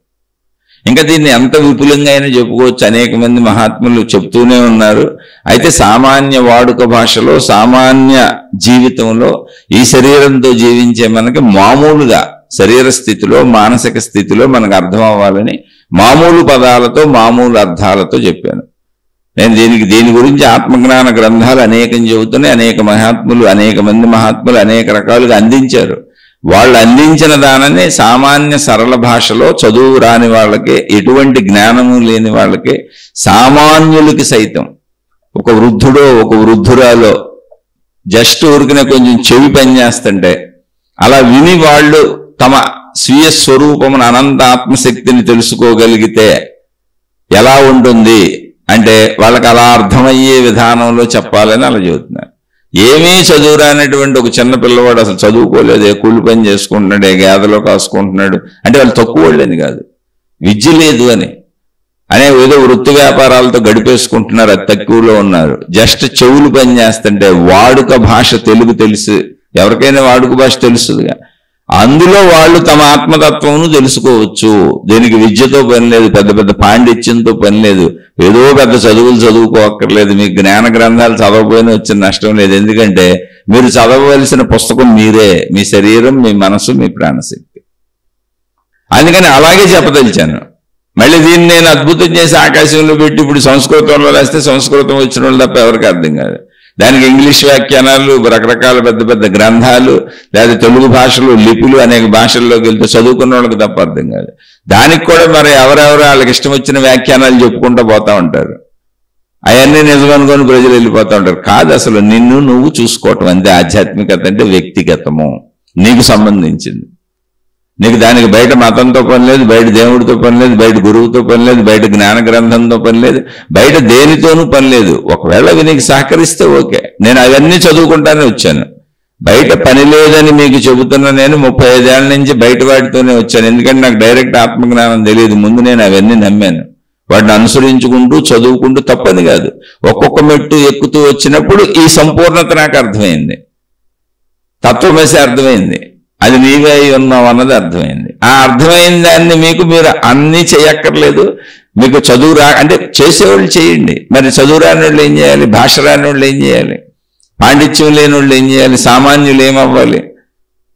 ఏ కూలోనాలో చేసుకొని కాసేపు విశ్రాంతికి ఒక అరగంట కూర్చొని ఏదైనా విందామనుకొని వాళ్ళకి తరింపొద్దా? వాళ్ళు తరించాలిగా. ఆ వృద్ధులు ఖాళీగా కూర్చున్నారు. ఇప్పుడు ఇంట్లో పని ఏం చేయట్లేదు, వృద్ధాప్యం వచ్చేసింది, ఏం చేయలేకపోతున్నారు. కానీ చెవి విని కూడా ఉంది, పని చేస్తుంది. వాళ్ళకి వాళ్ళ సత్యం తెలియాలిగా. ఎందుకనంటే శరీరము ధరించిన ప్రతి వాళ్ళకి సృష్టించిన దేవాలయమే వాళ్ళ శరీరం, సృష్టించిన ప్రార్థనాలయమే వాళ్ళ శరీరం, సృష్టించినటువంటి అనంత ఆత్మజ్ఞానపు ల్యాబొరేటరీ వాళ్ళ శరీరం, ప్రయోగశాల వాళ్ళ శరీరమే. ఎవరికి వాళ్ళకి తెలియాలిగా. అందుకని వాడుక భాషలో, సామాన్య భాషలో, పామర భాషలో అతి సామాన్యులు ఎవరికైనా, అటు వృద్ధులకైనా ఇటు పిల్లలకైనా, అసలు చదువుకున్న వాళ్ళకైనా చదువుకున్న వాళ్ళకైనా, కొంచెం జ్ఞానం వచ్చిన పిల్లల దగ్గర నుంచి వినికిడి శక్తి ఉండి వృద్ధాప్యంలో ఉన్న ప్రతి వాళ్ళకి అర్థమయ్యే విధంగా చెబుదామని ప్రయత్నిస్తున్నాను. అంతే, అంతకు మించి ఏం లేదు. లేకపోతే పుస్తకాలు పెట్టుకుని శ్లోకాలు చదివి అటు అర్థాలు చెప్పొచ్చు. 3 మంది మహాత్ములు రాశారు, అలా 3 మంది మహాత్ములు చెబుతున్నారు కూడా. కేవలం నా ఉద్దేశం ఏంటంటే సామాన్యులైన కుటుంబీకులకి సామాన్య భాషలో ఎటువంటి జ్ఞానము లేని వాళ్ళకి, ఎటువంటి పాండిత్యము లేని వాళ్ళకి, ఎటువంటి చదువు లేని వాళ్ళకి, ఎటువంటి అసలు ఈ జ్ఞానం లేకపోయినా ఇదే మొట్టమొదటిసారి వింటున్నా వాళ్ళకి అర్థం అవ్వాలి అనేది నా ప్రయత్నం. అందుకని వాడుక భాషలో చెప్పే ప్రయత్నం చేస్తున్నాను. అర్థం చేసుకోండి. అర్థమయ్యి ఒకవేళ మీకు బాగుంది అనిపిస్తే మీ జీవితంలో ఆచరించుకోండి. ఏమీ లేదు, మీరు పవిత్రంగా మంచిగా ధర్మంగా బతకటమే. ఎందుకని ఇది సృష్టి చేసిన ప్రార్థనాలయం, ఇది సృష్టి చేసిన దేవాలయం శరీరం. ఈ దేవాలయంలో మీకు పంచేంద్రియములు అనేవన్నీ కూడా ఆచార వ్యవహారములు, సాంప్రదాయములు అన్ని ధర్మంగా మంచిగా చేయొద్దు. అదే ధర్మ వ్యవస్థ, కుటుంబ వ్యవస్థ మహాత్ములు ఏర్పరిచింది, ధార్మిక వ్యవస్థ. కాబట్టి మీ ఆచార సాంప్రదాయాలని ధర్మంగా పాటించుకోండి. ఏముంది అందులో? చక్కగా పాటించుకోండి, ధర్మంగా పాటించుకోండి. శరీరంతో జీవించడమే ఆచార వ్యవహారములు, సాంప్రదాయములు, పద్ధతులు. అంతే బయట నుంచి తెచ్చుకున్న ఆచార వ్యవహారములు, సాంప్రదాయములు కదా, అది వద్దని నేను అంటలా, మామూలుగా చెబుతున్నా. సృష్టి పెట్టిన సహజత్వం ఉంది కదా, మనిషి తయారు చేసుకున్న అసహజత్వం ఎందుకు? కాదు, అందులోంచి వచ్చిన ప్రాబ్లం ఏం లేదు. మీలోకి మీరు రండి, ఈ విషయాలను అర్థం చేసుకోండి. ఎక్కడైనా అర్థం చేసుకుని అంటే అర్థమైంది, ఆచరించుకుంటున్నాం, కానీ సందేహాలు వస్తున్నాయంటే తప్పకుండా ఏదైనా ప్రశ్న అడిగే ప్రయత్నం చేయండి. ఎందుకంటే ఎంత అర్థం చేసుకున్నా, ఎంత చెప్పుకున్నా, అనంత ఆత్మశక్తి ఎరుక వరకు వెళ్ళి అందులో కూర్చొని ఆ జీవన్ముక్త స్థితిని, మోక్ష స్థితిని పొంది అనుభవించి ఆ స్థితిలో జీవించాలి అంటే అది చాలా ఎంతో శ్రద్ధతో, శ్రమతో, అంటే శ్రమతో అంటే అంతరంగంలోకి ప్రవేశించి, అంతే. శ్రమ అంటే ఏం లేదు, శరీరాన్ని ఆపే ప్రయత్నం, శరీరాన్ని తక్కువ కోరికలకి, తక్కువ విషయాలలోకి వెళ్ళనిచ్చి తృప్తిగా బతకాలి. శ్రమ అంటే అది. మన శరీర కోరికలను తగ్గించుకునే శ్రమ, తృప్తిగా బతికే శ్రమ. అది లోపలికి వెళ్ళి దాని మీద ఎంతో శ్రద్ధ, ఎంతో దృష్టి పెడితే తప్ప అక్కడ నిలబడలేం. అర్థమవుద్ది కానీ నిలబడలేం, పడిపోతాం. ఎందుకని మన చుట్టూ ఉన్న ప్రపంచము మనకి ఈ విషయాలను చిన్నప్పటి నుంచి నేర్పట్లేదు, అంతే, అంతకు మించి ఏం లేదు. మనకంతా ధన సంపాదన, చదువులు, అవి దాచుకోవటాలు, పోగేసుకోవటాలు, ఇవే నేర్పుతున్నారు. కాబట్టి జాగ్రత్తగా చక్కగా అర్థం చేసుకోండి. అర్థమైన వాళ్ళు ఆచరించుకోండి. ఆచరించే వాళ్ళకి సందేహాలు వస్తే అడగండి.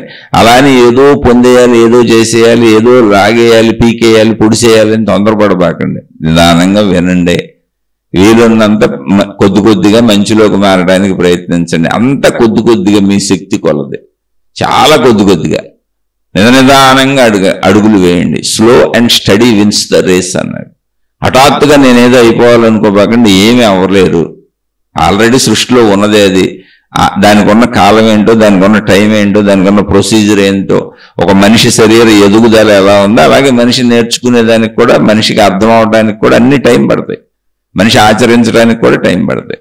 ఆ టైం దానికి ఇవ్వండి. మీరు ఊరిని వినండి, గ్రహించండి, మంచిగా ఉండడానికి ప్రయత్నించండి. శరీరపరమైన జీవితం అంతా మంచిగా ధర్మంగా బతికే వాళ్ళందరూ కూడా శరీర దేవాలయాన్ని, శరీర ప్రార్థనాలయాన్ని మీరు ఏ మతస్థులైనా కరెక్ట్గా ఉపయోగిస్తున్నారు. ఎందుకంటే అది సృష్టి చేసిన ప్రార్థనాలయం, అది సృష్టి చేసిన దేవాలయం.